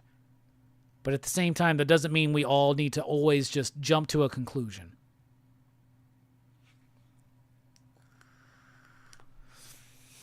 Artistic Flavor says, well spoken, Robbie. I appreciate your candid thoughts, and I know that was not easy. I hope Ed's family finds peace and begins to heal someday. They started a new Instagram page. It's called the Ed Piscord Legacy. It's his siblings, probably his sister in particular, who's actually dealt with a lot of shit from people still, which is totally not fucking fair. I know if something like that happened to me, my fucking sisters and brother would be fucking devastated. And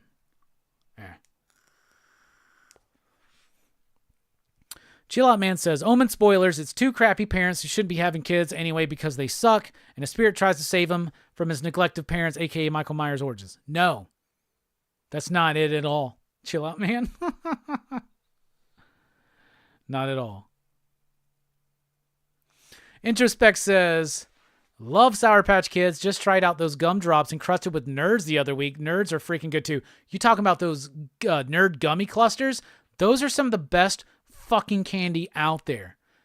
They really are. They're so good. They're like Nerds ropes, like cut in little nuggets. They're so good. So good. It's worse than Cats, Jay. No, it's better than Cats. I'm sorry. Totally had that wrong. It's better than Cats. I'd say 2.69 because I think it could be a 3. But I don't know. It was kind of boring at times to me. Chill Out Man says, people shouldn't listen to me. I honestly believe Damien's great-great-great-great-grandfather was Maximus Decimus Meridius. Are you not entertained? I will win the crowd. Tomorrow night, everybody. Last G says, I saw the first uncut version of The Omen back in the 70s, and it scared me beyond imagination. That and Brian De Palma's Carrie and Dawn of the Dead. I hate horror movies. Sleepy Reader says, The Omen was my curse in high school. I bet, brother. Carrie, no worries. I understand. All right. Y'all been nice, and I'm emotionally exhausted. So here's what we're going to do. We're going to go ahead and give you the sneak peek at a future top-down, bottoms-up video. This is one I was excited to put together. One of the reasons I wanted to do my top-downs, and once again, I want to address this. Y'all know me. I wasn't trying to rip off cartoonist kayfabe, and now that I've started this, I don't want people to get the impression that I'm trying to replace them. They will never be replaced. I decided through encouragement of y'all and other people to do them because I wanted to do them, because I love kayfabe, and I thought, like, I could do that and have my own kind of style. And so, like, Total Recall show, right? Tom Scioli does top downs, right? And I love his videos. They're different than what Ed and Jim did, right? But I appreciate them, and I think more of us need to do stuff like this. More of us need to take Ed's example and share the love of comics, right? And that's what I want to do. So, well, thank you, Deo. I really do appreciate it. This week, the Transformers one is going to drop. That's really cool. So, Tuesday morning, the Transformers #1 from 1984, that top-down, bottoms-up video drops. And then we're putting together, of course, these clips from Marvel in the 80s, Marvel in the 90s, all that shit. So, tomorrow, Marvel in the 80s with Cap and Wolverine by Mike Zeck, Generation X by Jim Mahfood on Thursday, and Friday, Wolverine and Spider-Man. And, I guess an unfortunate bit about that is I recorded those like 2 years ago, so I probably mentioned kayfabe a lot in them. But anyway.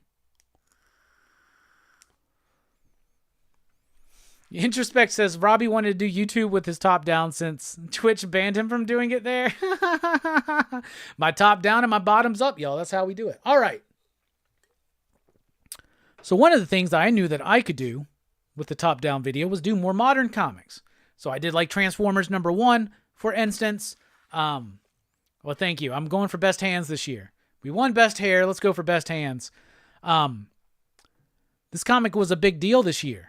So let's talk about it. It's Ultimate Spider-Man #1 by Jonathan Hickman and Marco Cicchetto. Let me know what y'all think.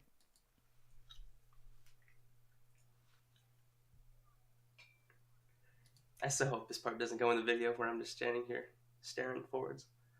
That'd be so embarrassing. Hey everybody, welcome to Pop Culture Philosophers. I'm Rockin Robbie Billups, and today we're taking a look inside the most recent Ultimate Spider-Man #1. That's right, everybody. Thanks for checking out the video. I am Rockin Robbie Billups, and today we're going to be taking a look inside Ultimate Spider-Man #1, the most recent edition. This is written by Jonathan Hickman with artwork by Marco Cicchetto. This has taken the comic book world by storm and has become very quickly a fan favorite and best-selling comic. Now, what I have here is the third print with a Terry and Rachel Dotson cover, I believe. I didn't get the first print. I was unable to get the second print. I chose not to get the first print. Then we had a kerfluffle at our shop over the second print. But I was able to get a hold of the third print because I did want to have a physical copy that I could go through and talk about with you. It is unfortunate because this is probably the weakest cover out of all of these ones that they've done. So I don't really like the cover, but it's inside that matters. So we're going to dive into this. So a little bit of backstory, which they give us right here at the very beginning. You know, this all spins out of Ultimate Invasion, right? And in Ultimate Invasion, the maker went to kind of recreate an ultimate universe that he could control. So we get this completely like very like spectacularly well defined in just this opening bit. 20 years ago, the Maker prevented a radioactive spider from biting a young Peter Parker. He likewise prevented the creation of any other superheroes and formed a secret council to rule the world from the shadows. When Tony Stark learned the dark history of his universe, he sought to undo it, prompting the Maker's council to attack Manhattan, killing thousands, and frame Stark for it. Peter Parker has lived his life unaware of the Maker's council or the truth behind the spider, but that's about to change. All right. So setting this up was Ultimate Invasion, which is out in trade paperback right now. The Maker, he's the Reed Richards, an evil version of Reed Richards from the original Ultimate Universe. He was in the 616 for a while. He leaves to another universe, goes back in time in that universe, and prevents these superheroes from being created. So like it says right there so succinctly in that little bio at the very beginning, that there's no heroes on this world, so it's run by his council, waiting for his inevitable return. So that's what's going on here. This took the comic book world by storm. Let's explain why. First of all, it's going to be that artwork by Marco Cicchetto. Marco Cicchetto is a really solid artist. I think he might work digitally, but I'm not 100% sure. On the coloring, we have Matt Wilson, who is a fantastic colorist, and we have Corey Pettit on the lettering. And the lettering's decent. It's typically what you see out of a Jonathan Hickman book, the Ultimate books. And back in the day when the Ultimate line first launched in the early 2000s, they were doing the lowercase lettering. That was very uncommon. That became very common. And then now it's kind of going in and out, but Hickman loves to use it. So anyway, this is what we're doing. We're diving in. We open up in New York City in January, and we meet Peter Parker. Now, in this reality, Peter Parker was never bitten by that radioactive spider. He has grown up. He's got a job. He's got a wife and 2 kids. That's something we're going to find out. And it starts with him looking and saying, Peter Parker, you're not getting any younger. And that is the difference between this and any other Ultimate Spider-Man or Spider-Man retelling of an origin, is it usually involves a radioactive spider biting a kid and that kid learning power and responsibility. We're doing it different here. He's 35 years old. He's already been living a life. He's got responsibilities already, but he hasn't quite learned anything about power. And that's something that is missing in his life. And we see that as just the setup of this slow build, right? They're just giving us the information. Peter's older. Peter's not young. Peter's married. Peter's got kids. Richard and May, right? So there's his kids. They're eating breakfast. They have a nice little bit of banter. The wife left them bacon and coffees, and the wife, of course, is Mary Jane. So one of the reasons why I think people like this book is because Peter and Mary Jane are together. And that's something that fans seem to like, want, and expect out of their comic books. And in the Amazing Spider-Man right now, they're not doing that. They're not doing that at all. And I think a lot of fans are upset with that. Plus, the idea of Peter with kids. Now, this has been explored in Amazing Spider-Man Renew Your Vows. Peter and Mary Jane were going to have a kid back in the 90s. That kid was going to be May. There was a miscarriage, right? So they didn't actually have the baby. Then there was the M2 line with Spider-Girl where they did have the baby. She grew up to be Spider-Girl. So it's playing with some of those things. Meanwhile, the young lady, she finds this metallic orb in Peter's case, and he's like, not a toy, kiddo. Mary can tell that something's up with Peter. Also, today's a very particular day. Something's very significant about this day, and Mary Jane is worried about Peter. Do you want to talk about it? He goes, we'll talk about it later. All right, so he goes off to work, and he works at the Daily Bugle. So we come in, we get J. Jonah Jameson screaming, Parker, Parker, then very quickly sees Peter and goes, oh, hey there, Peter. No time for chit-chat. Parker! Oh, what's another big difference between this and other Spider-Man tales? How about Ben Parker being alive? That's right, Uncle Ben is alive, and he's the managing editor of the Daily Bugle. Him and J. Jonah Jameson are partners, and they have this really nice banter. They have this nice dynamic, right? And Jonathan Hickman's the writer. And first of all, let's talk about this art real quick. The art is great. I think he's digital, but one of the things I love about Chichetto, like if he was doing books back in the 80s and 90s, this would be like splatter effects, like some Klaus Janson type stuff that he's doing to have the snowstorm. There's a big snowstorm that's a part of this story. It's just a reason to show some more of that beautiful artwork that Chichetto does, especially when he does the exteriors and snow. He does that a lot in some of his run on Daredevil with Chip Zdarsky. So we get introduced to the idea of Ben Parker and J. Jonah Jameson being partners at the Daily Bugle. Now, Jonathan Hickman is really great at high concept type stuff. I was worried about him being on Ultimate Spider-Man because Spider-Man is a different book than what Hickman usually excels at, right? He excels at big, wide, high concept type stuff, not really so much small, personal stories that involve banter and witty dialogue, but he's doing it here, and he's almost kind of like appropriating the Bendis dialogue from the original Ultimate Spider-Man. You see that kind of go through here. So they're working together. They have this nice rapport about it. Lots of talking. Now, when this book first came out, it did not make my pick of the week.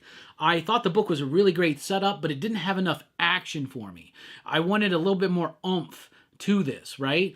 Well, we will get more of that oomph, especially when we get into issue number 2, which if you want me to, we can cover that here. Just let me know in the comments down below. But they have to go to a special event. Peter's not wearing a tie. J. Jonah Jameson gives him his tie. They're talking about his uncle. Is your uncle okay? Do you think Ben's okay? He's like, you should actually talk to him, but we don't talk about our feelings.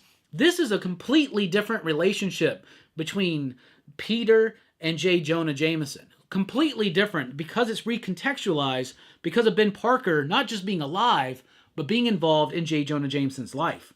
So they have a nice little talk. It's nice to have this sense of warmth between the two of them. It's a different dynamic. So not only is Ben alive, but that changes that dynamic, that the relationship between Peter and Jonah.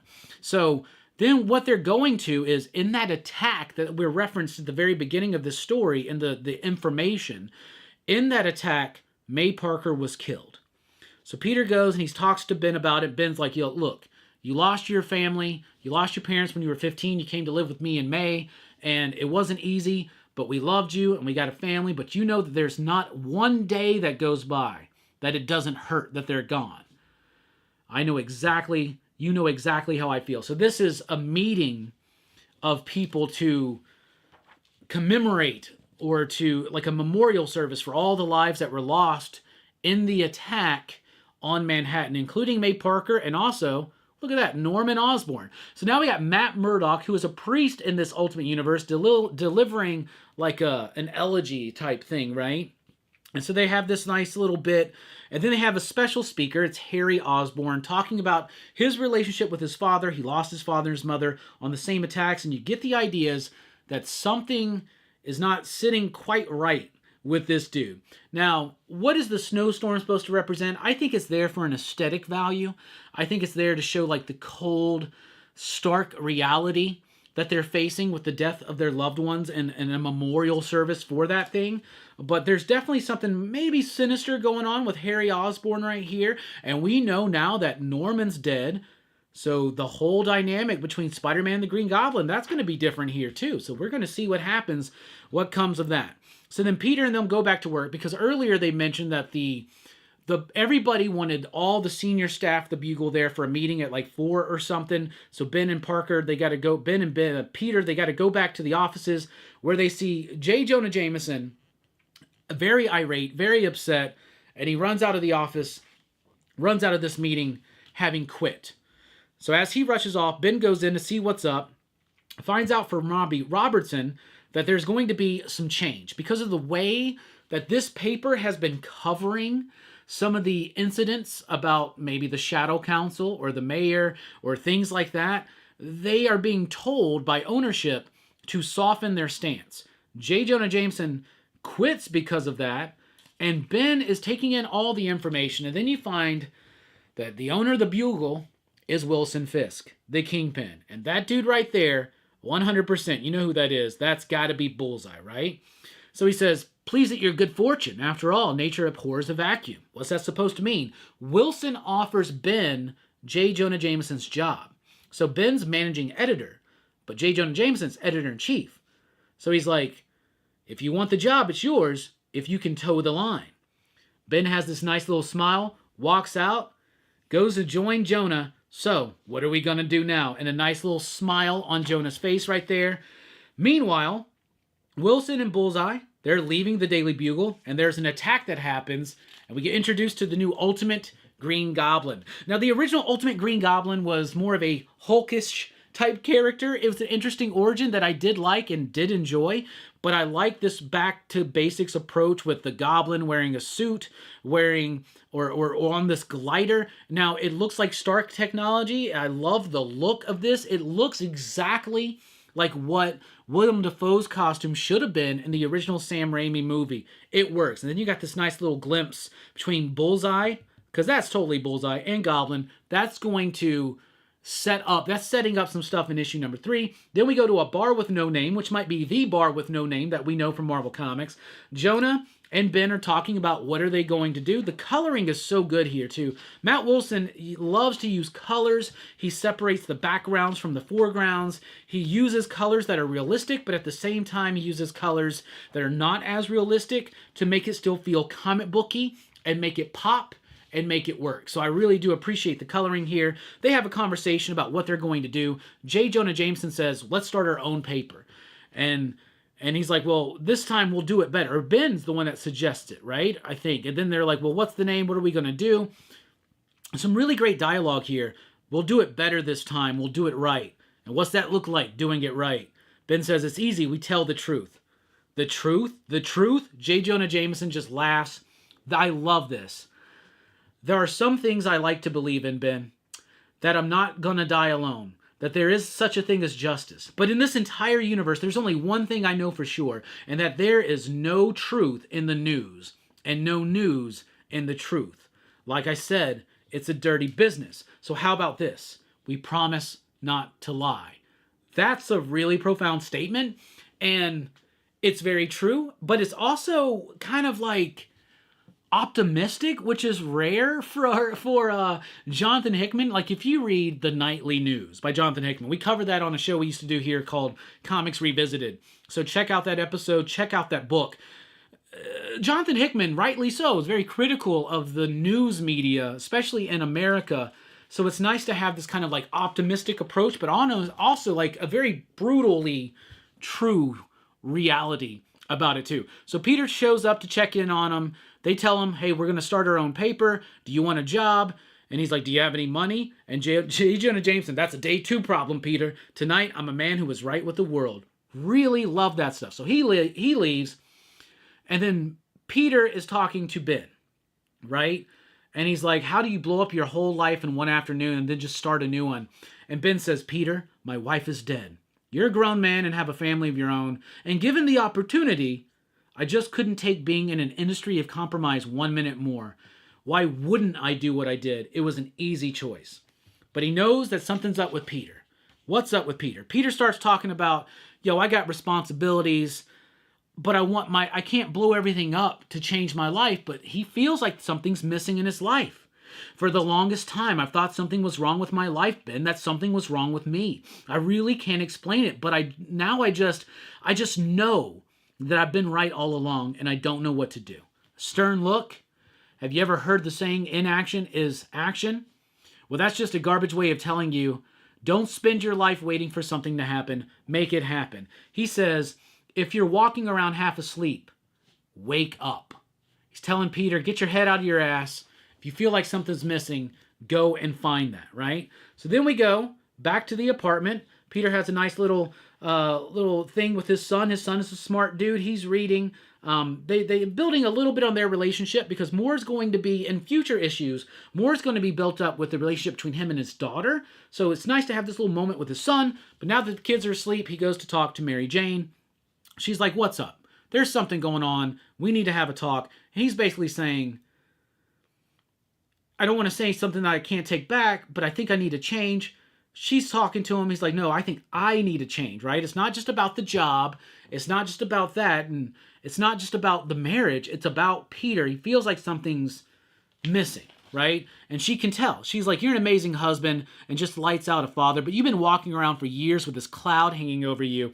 You put a good face on it, but I know you're not satisfied with who you are. Do you know what you have to do? He goes, I think so, yes. Are things going to change between us? Never. Well then, that settles it. I'm going to bed.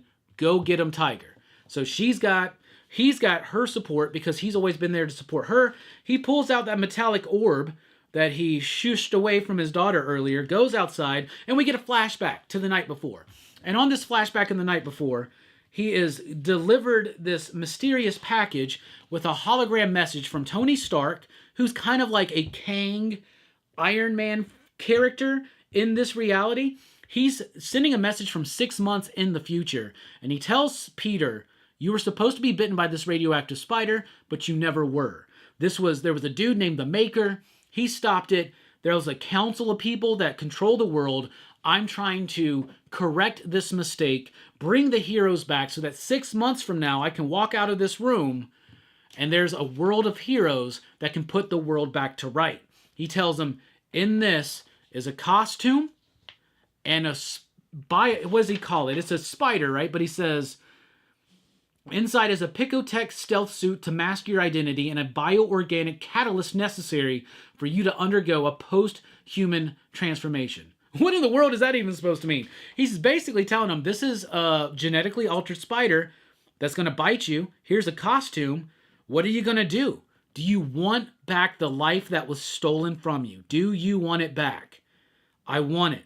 Then wake up and go get him, Tiger. The two most influential people in his life. I'm sorry, I just realized there was a glare coming across here. Ben and Mary Jane tell him to do it. He allows himself to be bitten by the spider, and that's the end of the issue. And what I love here is everything aesthetically with the coloring and all the snow, all the colors are cool. All the colors are frozen. But the moment he makes that decision, a new dawn opens up and a Spider-Man is here. And that's it. That's the first issue of Ultimate Spider-Man. It doesn't seem like there's much to it, but there is. There's a lot of meat to this story. There's a lot of interesting changes. It is drastically different than any Peter Parker Spider-Man origin that we've come to know, but at the same time, it's familiar enough. The character's still there. I love this version of Ben. I love this version of J. Jonah Jameson. I love Mary Jane and the kids. And issues 2 and 3 just keep exploring this concept and making it even better and better. Now, the first printing of this is like $100 or more now. That's crazy. There's a second print. There's a third print. There's a fourth printing on the way, and even a fifth printing on the way. This is a book that just does not stop. I loved it. I thought it was great, and rereading it and getting to dissect it, and seeing how this story develops over like the next 2 issues, because as of this time of recording, 3 issues have come out. I'm on board. I really like this version of Spider-Man. This is a way better comic book than Amazing Spider-Man is right now. It's top-notch. It's making waves, and for good reasons. And for an issue that doesn't have a lot of action, for an issue that doesn't have any Spider-Man bits whatsoever, it is still at its core and root a Spider-Man book about power, about responsibility, but another layer above that about waking up and shaking yourself out of whatever funk you're in and embracing the life that you want. Not lamenting that you never got the breaks or the chances that you wanted to, that you never got to do the things that you wanted to, but stop whining, wake up, go get 'em, Tiger, make the change. This is a Spider-Man that really can appeal to a 30, 40, 50-year-old, right? 100%. It's never too late. It's never too late. So anyway, that's what I thought. Well, that's what I'm digging the hell out of this book. If y'all want to see me go through more Ultimate Spider-Man, let me know. Also, any other books that you'd like to see me go top down, bottoms up here on this channel, please let me know in the comments down below. Thank you so much for checking out the video. Be sure to like, share, and subscribe. And station, keep on reading. Pop, pop, boom, y'all. Have a good one. All right, so that's the Ultimate Spider-Man top-down, bottoms-up. This is going to be coming out in like 2-3 weeks, something like that. All right. We're going to get into show and tell. This is an Ed Piscor show and tell. So I got to meet him twice. I'm very grateful for that. First time I met him was at Heroes Con 2022. There is me and Brian with Ed and Jim. That was so cool getting to meet them for the first time. It was great. And then, Circumstances was there when like I first met him. Chris was here in the chat earlier. He was like, I knew if I was looking for you. And him and my other buddy Robbie and then Brian were like, if we lost Robbie at the con, we would just linger around the kayfabe table and Robbie would be up there at some point. Because I just kept going back just to chat, right? And then last year, that's when I met him again at Heroes Con in 2023. And I got some stuff that I had signed from him that I want to show off in tribute. I have a Red Room #1 signed by him, but I could not find it. Yeah, look at his sneakers. Look at those. That's ridiculous. All right. So I got him to sign my Red Room #4. This is the Jim Rugg variant that I somehow forgot to get Jim Rugg to sign. But Ed signed it right there on her titty, which I loved. So there's that. Here is Hulk Grand Design, issue #1, I believe. Yeah, but that's the Ed Piscor variant. Tribute to Incredible Hulk 248. Or is it 348? Man, I think it's 348, right? But yeah, so I got it signed by Jim and by Ed right there. I can still get Jim to sign this one, but I might. That'd be rough bringing. Anyway, there's my copy of WYSIWYG that I got last year and got Ed to sign it for me. Big fan of Red Room. There's my first trade paperback of Red Room, signed by Ed last year. Here's my second trade paperback, which he signed on the cover. That was the year before. That's interesting. Why did I get this one signed first? Because that first year I took my Red Room #1. I didn't take the trade. This year I took this trade. Anyway, so there's Ed signing that 2 years ago. One of the things that I loved about Cartoonist Kayfabe, is the like community of makers that surrounds them, right? So these fellas got together, they made this Wizard magazine, and then they did an issue #2, which is super thick. A bunch of indie creators in here. Bunch of cool stuff. But one of my favorite bits is this thing, which was actually their table background for a while. But it's this picture, this image right here. So I had Ed and Jim both sign near who they were. So there's Jim Rugg with Jim's signature right there.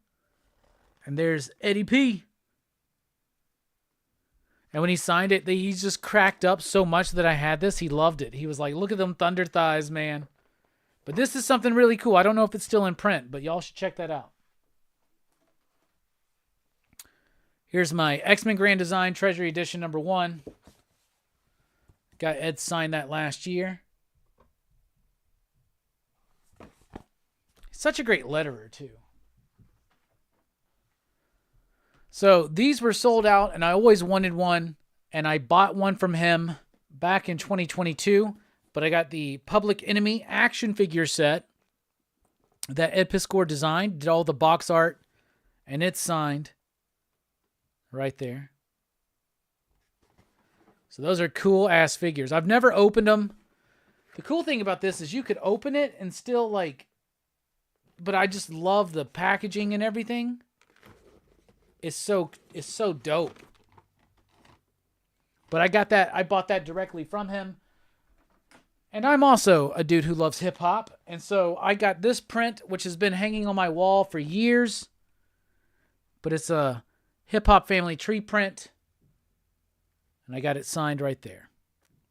And this has been under my James O'Barr signed crow print that I got. So I have those two things prominently displayed in my living room. So yeah.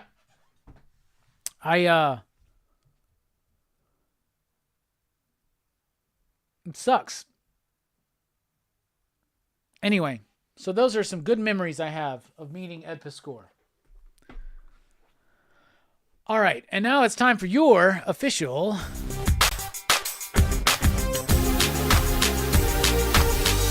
Final Five. Going through Marvel Masterpieces, Joe Jusko. Card number 46, my bad. We got Jean Grey.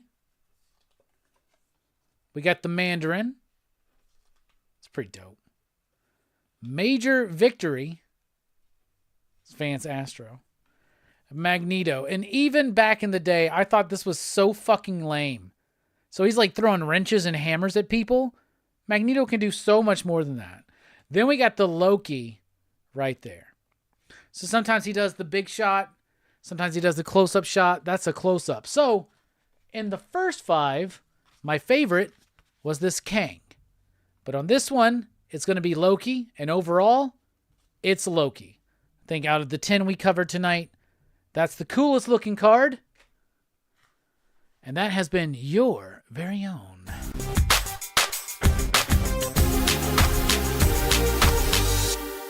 Final Five. All right, y'all. Don't forget, tomorrow night, Gladiator here on PCP Movie Night, 8 p.m. Central Time. Tuesday morning at 9 a.m., Marvel in the 80s, Captain America vs. Wolverine by Mike Zeck. Tuesday morning, 9 a.m. Central Time, top down, bottoms up on Transformers #1 from 84. Thursday morning, 9 a.m., Marvel in the 90s, Jim Mahfood does Generation X Underground Special. And then Friday morning, on Marvel in the 80s, Spider-Man and Wolverine fighting, clashing, all that shit. All those, of course, clipped out of previous shows except for the Transformers one, though y'all have already seen it here on this show. What's up, Mary? How you doing? How you doing? Who doesn't have a crush on Loki? Anyway, we are dipping out. No post-credits tonight. I'm worn out. We're dipping out. We'll see y'all next time. I will not be live for Rockin Robbie Live next week because we're at the Huntsville Comic and Pop Culture Expo. But we'll be back in a couple weeks or some shit like that. But you can catch me tomorrow on Gladiator. Y'all, watch Gladiator. It's worth it. It's a good movie. It's going to be good to chat about it. Station, pop, pop, boom.